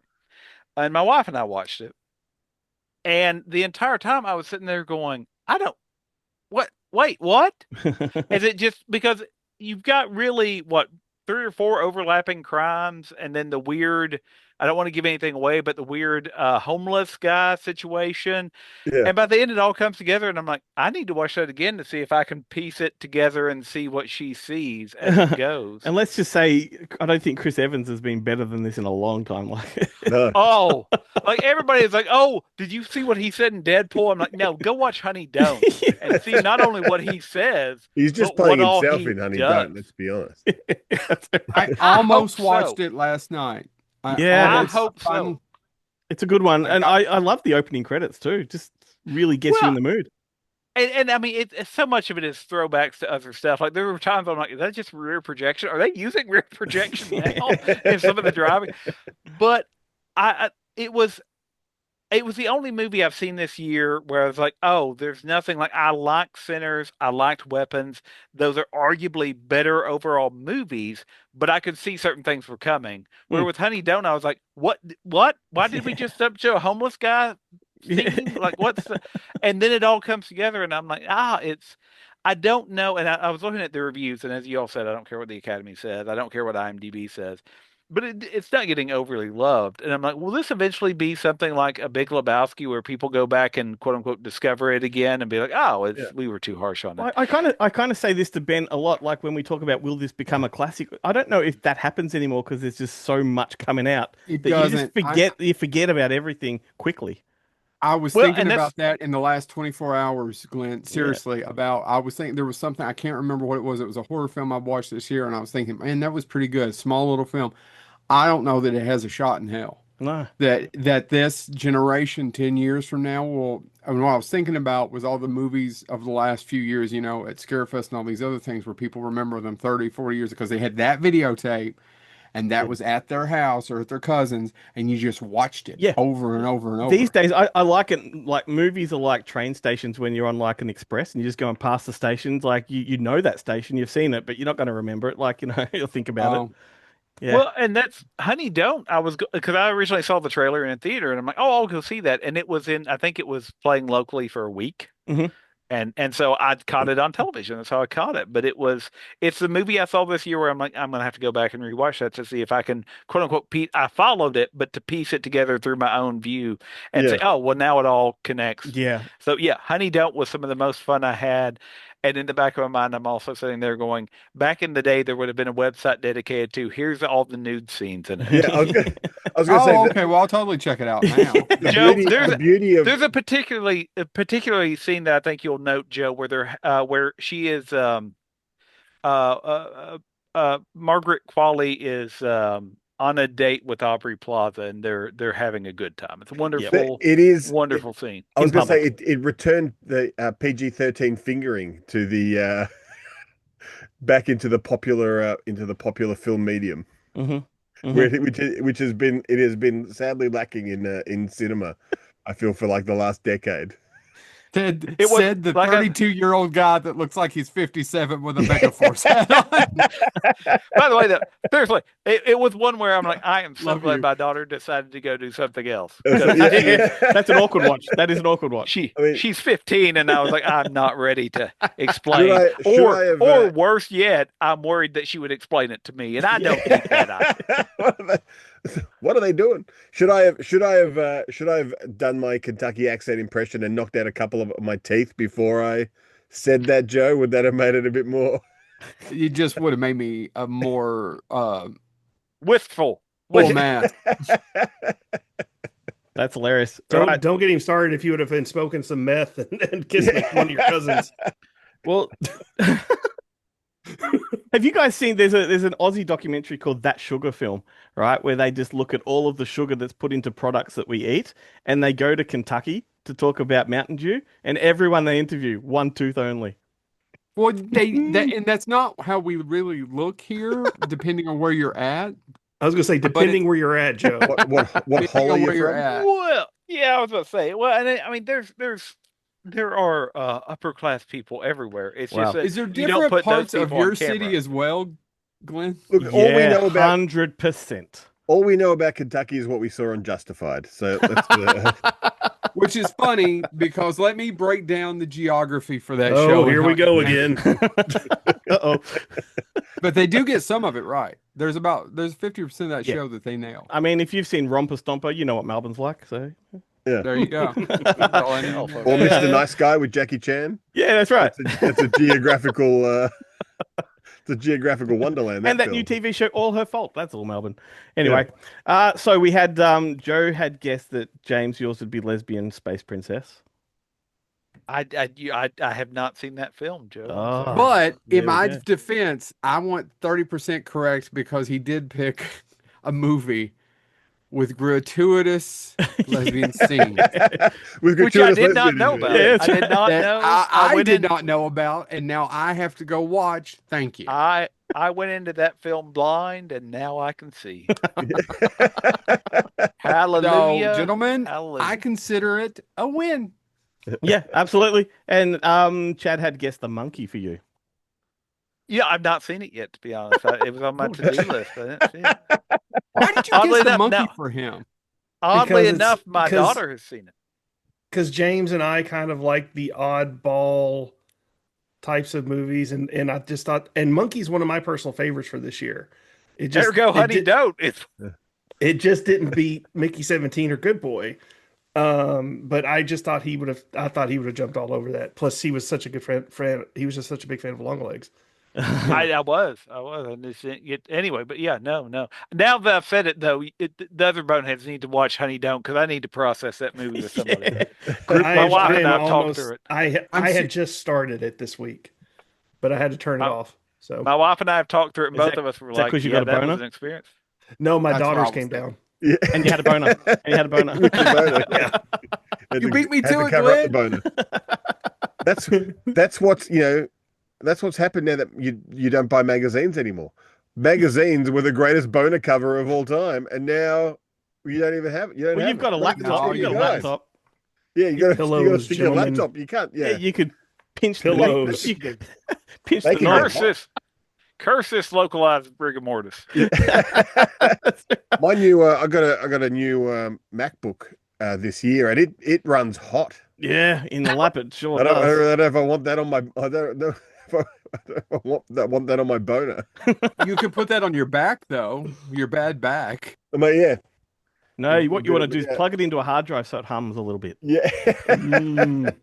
and then get it to do some rendering. Yeah. If only we had dial up again. Yeah. That Oh, makes damn it! You told my joke. oh sorry, dude. But that makes James the winner. He's the only one that got one right. Yeah. Damn. Congratulations. because, I'm just glad that nothing we for didn't have to choose Glenn, because we wouldn't have, I don't think we would have gone very you. close For those guys. for those guys. Yeah, it would have been like weapons. Well, I mean, I do listen to a lot of your episodes, but you don't particularly talk about like what the latest releases are and things like that. So I would not have had a clue what they've been watching and liking. Well, I liked Sinners. I liked Weapons. Sinners, they're both great examples of what of how you can do something that should not be work in any way, shape, or form, and it works at the end of the day. Chad Like did say you Sinners. would say that. What? Sinners. It was good. It was good, but it wasn't my favorite thing. Yeah. It had some great dialogue. We loved it. We loved it. You know what really took me by surprise this year was that K-pop Demon Hunters. Have you guys watched it? No, I watched about Glenn, 20 I minutes have of watched it. it a million times. Yeah, My youngest daughter, I just hung up a picture of Soldier Boys in her room this morning. So, By the way, good. I want to say this, Chad, because I won't say anything that I won't let my kids say anything that they don't want repeated. I'm trying to instill. They literally, my kids' stance on K-pop Demon Hunter, because they're inundated with it at school and Yep, they're tired of same it. down here. They were like, that is the most basic white girl movie that came out this year. And I was like, I haven't seen it. I can't comment, but sure, it made some money. Look, I have to watch it because, as Glenn knows, by my TV recommendations and movie recommendations of the last 6 months, I am a basic white girl. Actually, even worse, I'm a basic Karen because I'm like a 60-year-old white woman. Yeah. All I like is British murder mysteries. He's that basic white woman with a boner that needs a magazine to cover. Yeah. It's very But I topical. get the boner while watching Midsummer Murders, season 14. Do you show up to for a weekend at a bed and breakfast and everybody knows somebody's going to die and you're there to solve it? Yeah, that's right. It's yeah. See, and then there were none. Speaking of British, the one thing I wish I got to see that I don't think is out yet, or if it's out, we're not getting it here. Jimmy Carr's Fackham Hall. Oh, I'm yeah. dying to see. It's coming out in the dying. new year here. Like I think is it? January or February. I gotta see that. The trailer plays very well. Yeah. I'm just a Jimmy talking Carr about fan those in general. Catholics and all. But by the way, Ben, just to your point, I'm not a English murder mystery, but I do enjoy reruns of Waiting for God. So take that as you will. So, are there any people being angry? Are there any other honorable mentions you want to lay out there before we wrap it up? We said killers. Did anybody else like Ugly Stepsister? I never saw it. Never saw it. I thought it was pretty good. Chad, I can't remember which country it came out of. Was it France or Belgium or what? Norway.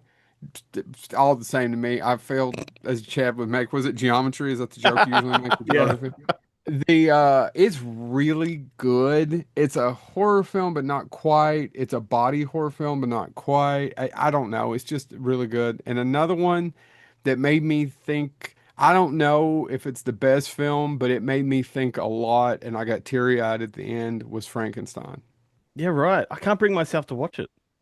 Why? Because I just don't like Del Toro that much. Okay, and really, Chad and I both agreed on this one. We thought Pinocchio was just, we did not get it. It's hot garbage. Yeah, it was its worst film. Yeah, for me it was Nightmare Alley. I beautiful. hated Nightmare Alley. I fucking love Nightmare And I Alley. thought know you Nightmare do. Alley was once again beautiful, but not a great. I see it coming from a mile away, but Frankenstein, even though he changed some things, the first third works better. The bringing it at the end, and I think it's just more about sometimes your emotions come to of like you bring something to a movie, and I did connect about fathers and sons with it. Yeah, right. Couple of go James. Oh, I was gonna say, these are not great films, but I enjoyed them. I did enjoy Novocaine. I was the person. No, and actually, and the other one, and I almost blanked on it. But I'm a sucker for the I did like Sisu, the follow up. It's not as good as the first one, but I loved it. And just in my love of hyperviolence, I'll go ahead and throw out, I did like Nobody 2. Yeah. Sharon Stone's and Nobody 2 is more fun than I've had watching her in years. And these whole Nobodies, Novocaine, Monkey, like a Monkey Man, they're all, like you can put them in a box set. Yeah. Oh, and that's it. Yeah. And I think I enjoy those because I know what I'm getting. Like I loved Honey Don't because I had no idea. Yeah. But I enjoy those because I'm going to watch people have a worse day than I am, and they deserve to have a worse day. Let's watch it. I was going to say, and for me, other than the ones we've already mentioned, because you all have mentioned all the ones that would have made my list, but I am a DC Comics fan for life, and I think James Gunn is on the right path with Superman. It just had a few misses that I didn't, but I loved it genuinely. Same. Toxic Avenger this year. I loved Macon Blair's take on it. I hope we get a sequel. They somehow managed to get that done. Um, and then the only other one I want to talk about briefly is one that didn't get any coverage this year. It's called EFIS. I haven't seen it. I don't think anybody here has. It's if you love baseball and you grew up with people who just lived for their league, Mhm. it perfectly captures that. It's literally just a bunch of old men and people in their mid 30s who, just normal guys. Their baseball field's getting torn down to build a school, and it's their last game on the field, and it's just them playing Sounds baseball. great. You have So me. yeah, Like, yeah, for sure. yeah, it's You remember just that. What was that movie that it would have come out about 20 years ago with it's just the old guys who all have their season tickets, and it's just them Yeah. and that local What is- hero, what's his name, is in it, and Oh, geez. who's he from Animal House, and Yeah. I can't Oh, even. Peter Riegert. Peter Reget's in it. Oh Saul my God, Rubinek, I can't think, do is in it. calculus when I pulled up Peter Riegert. You guys on your computers, find it. I have Yeah, to say, by the way, Riegert. Joe, I forgot one that I think you enjoyed too, and that I enjoyed, and that I don't think either one of us has mentioned yet as an honorable mention. What? Again, we may have been the only people that enjoyed it. The Phoenician Scheme. The Phoenician please. Scheme, I'm so sorry. That was really good. I should have mentioned it. hated the fuck out of that. I did. So I couldn't couldn't stop finish laughing. Asteroid City, Glenn, before. Yep. I've still not finished Asteroid City, but for some odd reason, I laughed from beginning to the end to the Phoenician Scheme. I have walked out on both of Oh, those and one films. other that I really liked, the John Candy Really? documentary. Oh, that was great. yeah. That was beautiful.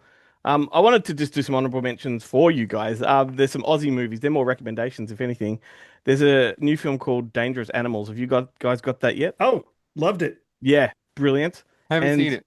The Legend of Ochi with Willem Dafoe, Emily Watson. It's kind of like a Jim Henson, Dark Crystal kind of movie, but Yeah, it Just is seriously on my beautiful. list to watch. Legend of Ochi. yep. I want to say, did that make it to Netflix? I don't think it's made it anywhere yet, though. Yeah, I right. missed it. It's a good one. And Ben and I recently saw Dead of Winter. That's fucking good. Very good. Emma Thompson, kind of like a Fargo type of wintry Minnesota kind of thriller. Check that out. And Rust. Do you know that one with Alec Baldwin where he killed that chick? That was pretty bloody good. Oh, how was Rust? Beautiful. It's a grandfather and son kind of movie. Yeah. Or grandfather and grandson. And it was completed as the ultimate tribute to her. I think Helena was her name. It's a really beautiful film, and he's excellent in it. It took me by surprise. It is actually like the grand western, like it Clint Eastwood would have made with Unforgiven. Not quite as deep as Unforgiven, but it's that kind of. It's not a cheap DTV thing like I had in my mind. Yeah. Yeah, there you go. Cool. That movie I was talking about is in the US. It was called Bleacher Bums, but here it was called Cheap Seats. That's how I know missed it. it. Cheap Seats is a much better title. It's a cheap But I feel like that both of those titles work. You guys would know what a bleacher bomb is, right? We know enough bleachers American are where culture to know. It's where you make out under in No, songs, that would be more.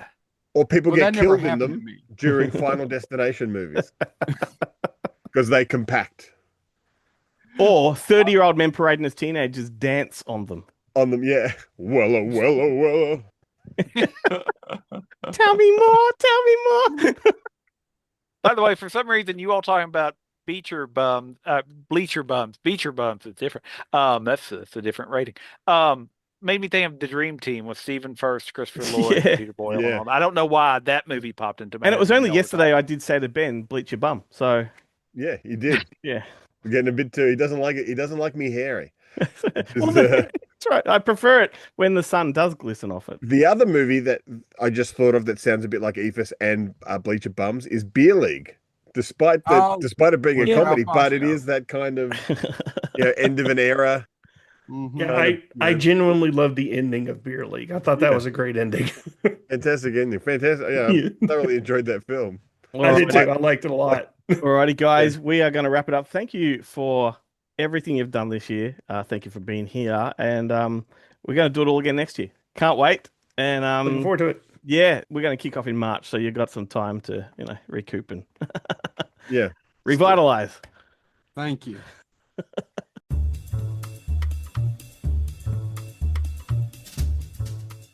All right, thanks to the Boneheads. They'll be back on the show as will we on March 2nd to do it all over again another year. Go have a listen to their final episode as well. They did a countdown of their favorite films of 2005 and a whole lot of fun banter in between. It's good stuff. You can watch it on YouTube as well. Back to our final countdown, Ben. Let's do the top 5 movies of 2025. My number 5 is the movie Legend of Ochi, which was released through Madman. Had Willem Dafoe, Emily Watson. It's a very Jim Henson type, Dark Crystal-esque kind of kids fantasy adventure. Really weird, set in some. It's not a mythical village in the middle of the Alps, but it's got a weird fantasy element to it where they don't dress like normal people. They dress medieval, but it's modern. And it's all about this little monster from the woods that befriends a girl. And she has to get it back to its mother. But the beast itself, the Ochi, is feared by all humans, and this girl has discovered that they're actually very docile and placid and loving.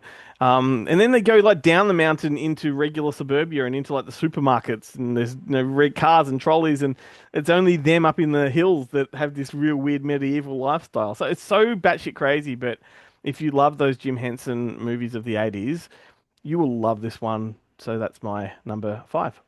I look forward to recommending it next year, later this year, when I finally get around to watching it. For me, number 5, I think that's good. It's both our number 5s are films the other one hasn't seen. Yeah.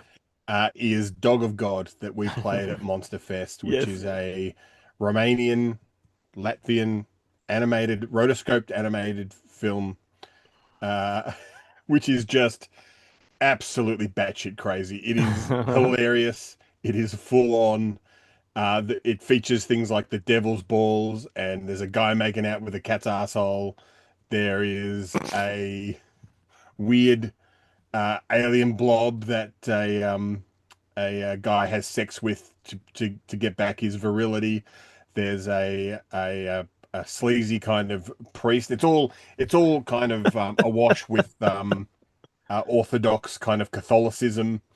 It's fucking bizarre, but great. It's like you hit all of my erogenous zones at once then, mate. Yeah. Sounds great. It should at least give you a halfie while you're watching. I'm a bit chub right now. All right.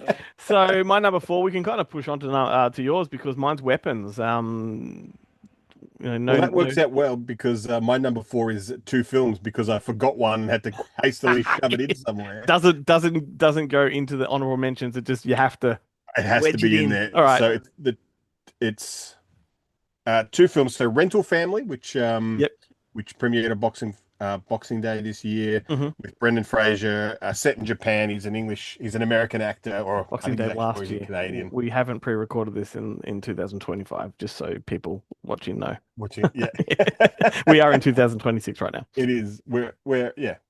We're in the now. We're in the now. Directed by Hikari, who has done a couple of TV things and stuff before. I don't think she's made a film prior to this. Yep. Very much a feel-good kind of life-affirming type film about this guy who basically in Japan they have a very strong kind of cultural bias against disappointing family and friends, so they hire actors to pretend to be things that they're not. So like in his he gets a job pretending to be a reporter interviewing this elderly actor whose career has basically been forgotten, and he's kind of suffering from dementia. And there's a girl who there's a woman who hires him to pretend to be her daughter's lost, like a long absent American father to help her get into a prestigious school. Stuff like that. But it is like, and of course he has his own, he's suffering from kind of loneliness, and his career as an actor is kind of going nowhere and stuff. And so he gets just as much out of pretending to be part of these people's families as they get out of him pretending. So fantastic film. Definitely highly recommended. The other one that I slash that with is Honey Don't. Yeah. The Ethan Coen private detective movie, which surprises me. I was fantastic. I mean, that means That's worth 3/4 of a boner. That one. Well, that means when they release the third one, you possibly will come to the screening with me for that. Yeah, I didn't see that or the first one, Driveway Dolls, yeah. Driveway Dolls either. I didn't see either of them. So yeah, I'll be the first guy in, sitting down the front in my I raincoat. I want to watch them both again so bad, but I'm going to wait for number three to come and then do them in order right before I see number three. Hopefully Margaret Qualley's in them because she's She's got to be. She's got to be. Like, you can't go two of these movies with her and then not have her in a third. Yeah. All right. Number three for me, which is number one as far as comedies go, it is Spinal Tap 2, The End Continues. I think it's hands down the funniest film of the year. It is the sequel no one thought would be half as good as what it is. It exceeded every expectation. It has since in light of the tragic murder of Rob Reiner, become his sort of swan song. So it's a real beautiful kind of cap end because his first film was the first Spinal Tap, and they're back in fine form. I guess since the first Spinal Tap, they've just honed their craft with all of those Christopher Guest movies, Best in Show and Waiting for Guffman and Mighty Wind and all that. So it's not like they've been out of practice. They slip right back into the characters brilliantly. It's got a modern edge to it. Paul McCartney and Elton John are in it, and they're not just cameos, they're actually characters, and they are just hilarious and fantastic. So if you haven't seen Spinal Tap 2, The End Continues yet, definitely get onto it. And I believe that at the time that Rob Reiner died, they were all making a supplementary concert film for this, all at Stonehenge. So that might end up being his actual swan song, but it's a concert at Stonehenge, and that will be amazing. But I think it's all shot, mostly cut. Will it see the light of day now? Who knows? For me, number three, we can kind of skip past because it's Black Phone 2. Okay, excellent. Takes me to number two, Dead of Winter, the thriller with Emma Thompson, which we only watched recently, and geez, really, really excellent thriller. Really taut. If you like Fargo, that's the kind of tone this movie is, but it's all one location in a cabin on a lake in the winter. It's a frozen tundra. It's gripping, it's violent, it's clever, story's fantastic, the villains are juicy. Can't recommend it enough. It's super clever. The twist is not the twist, but how she plans to get away with it is a really clever idea, and you're like, yeah. If I ever need to the villain's purpose is really, really cool. Yeah. For me, number two was Paul Thomas Anderson's One Battle After the Other. Oh, I thought that was going to be your number one. No. Okay. No. Close. Only one away. But, I mean, I was going to try and guess what your number one is when we get to it, but I couldn't possibly guess now that one's taken. Oh, I'll have another. I'll have another crack, but yeah. I think it will be okay. I think it should be, to me, pretty obvious. It actually hasn't come up so far. Yeah, so yeah. I'm assuming that either it would be your number two. I have one that I'll try and guess. Okay. Do you want to talk about it? Well, what I think your number two is? No. One Battle After Another. Oh, look, I think. I mean, look, it's a Leonardo DiCaprio kind of eco-terrorist on the run movie. It's I feel like it's 3 hours or something like that, but it does not let up the entire time. It's fun. The Chase Infinity and Tiana Taylor are both like huge discoveries. They give phenomenal performances. Benicio del Toro, like, I don't think, almost since Usual Suspects, has he kind of had this much fun as a character in a film. Interesting. I was reading the other day with him in this film. He was making another movie. I think it was the Phoenician Scheme, the Wes Anderson movie, and he didn't have time to do this one, but they managed to just free up a couple of days in his schedule. He came and shot it, but he didn't understand it. He didn't really get the character, and they just sort of had to wing it, and he wung it well. Yeah. Whereas I tried to watch the Phoenician Scheme as part of this thing, and I was like, hated it with a passion. Whereas the Boneheads whacked it in their like top 10. So go figure. 10. Well, there you go. Yep. Yeah, I loved it too. I'll be honest. One Battle After Another's in my honorable mentions. It didn't quite make the cut. Oh, it didn't get you in top 10. That's interesting. No. So do you want to guess my number one? Not now. Now I have no idea. I don't think did you do your number two already? Dead of Winter. Well, then look. the only one I can guess is my number one. So no, I don't want to guess what your. Okay, you won't guess it. Although I have talked it up highly on the show. It's K-pop Demon Hunters. Yeah, right. No. The animated show on Netflix that is it shocked me as much as it probably shocks a lot of people. It's my number one. I sat on the couch and watched it because of the hype that was surrounding me. I had two friends who are mums whose kids have been watching it on repeat and they're sick to death of all this music and they're telling me about it. I'm like, well, I've got to see what this is about. And my God, I was the kid on the couch, obsessed with it. The music's fantastic. In fact, there's a famous music journalist or music producer on YouTube called Rick Beato, does fantastic videos. He breaks down music, and he's talking about how shit music is these days. In 2026, the music is terrible, and he goes through the top 10 songs of the year that are absolute crap.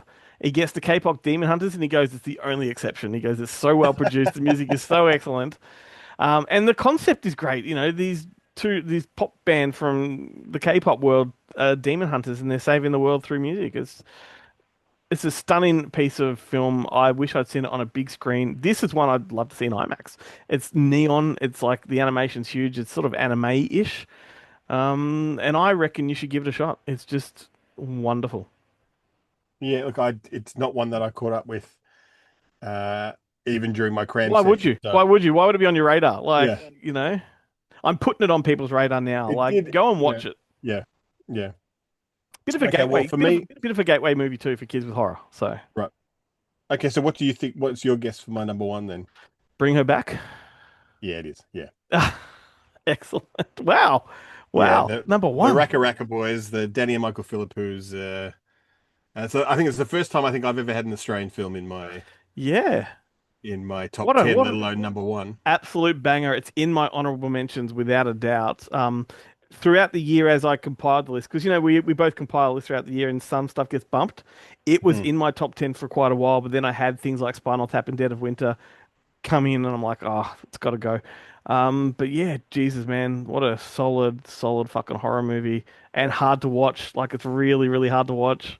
Yeah, it has some super kind of gory moments in it, some super disturbing moments in it. Yeah. Keeps Disturbing's the right tension going word. the whole way. It's The really drama is top notch. Like Yep. take out the horror, it's still a phenomenal film. Yep. Yeah, can't say enough about. And for them to like, I mean, they broke new ground with Talk to Me. Like they really shot into Hollywood stratosphere with that. Yeah. How they've made a sophomore film that's even better is beyond me. Oh, look, I don't think that Bring Her Back is as watchable as Talk to Me. I think Talk to Me I can go back and watch it as a popcorn flick, whereas Bring Her Back though is it's smarter, it's more clever, it's layered, a brilliant film. There we go. That's our There top we go. 10. We need some kind of trumpet. But let's stick with some honorable mentions, though. I'll go through mine and then we'll talk about yours.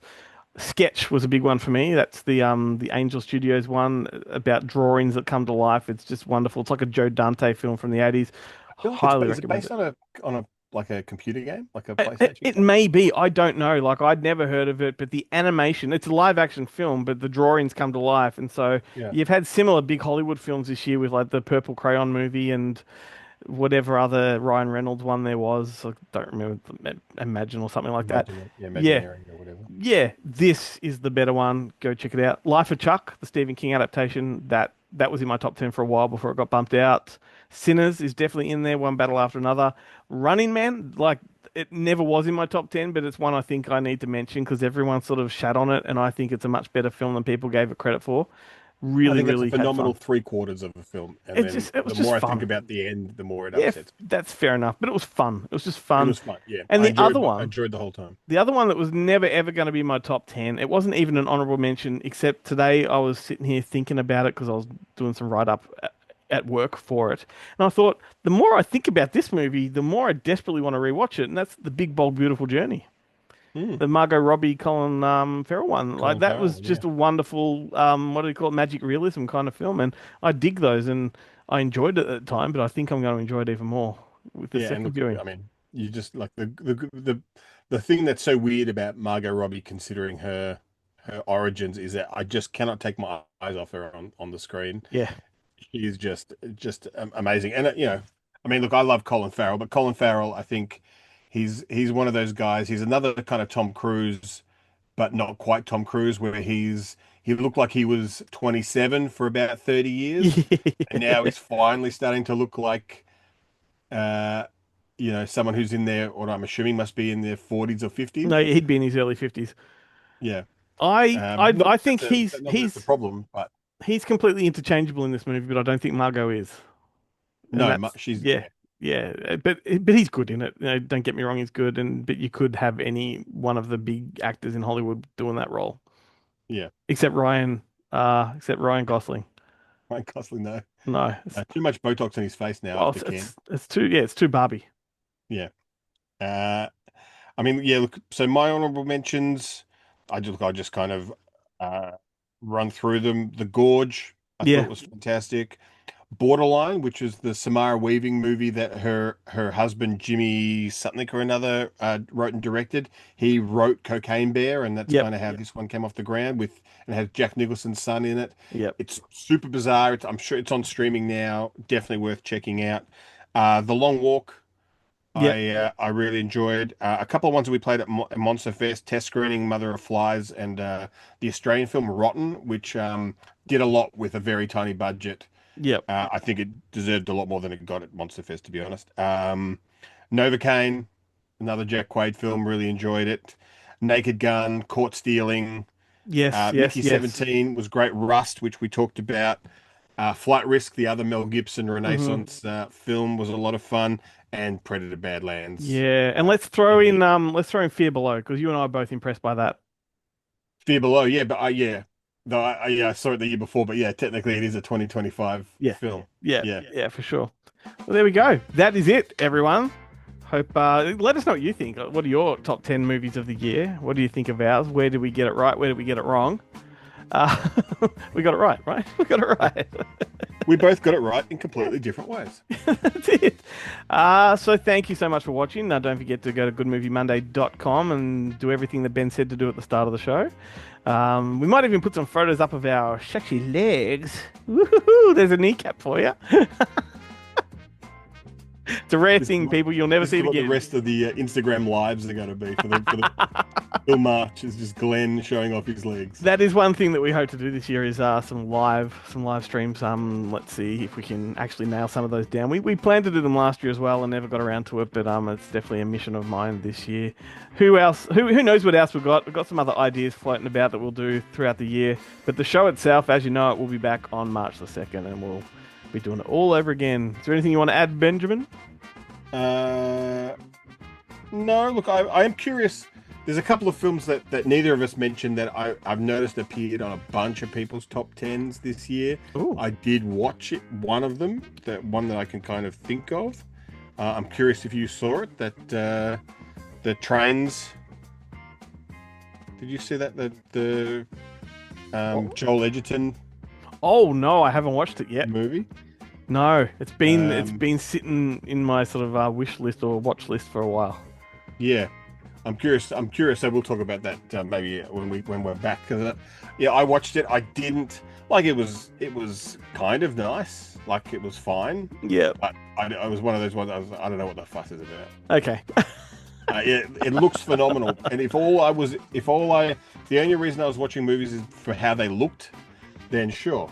Yeah. But if I want things, like if I want, a bit more drama and a bit more story, and it's like, but I'm not a meditation.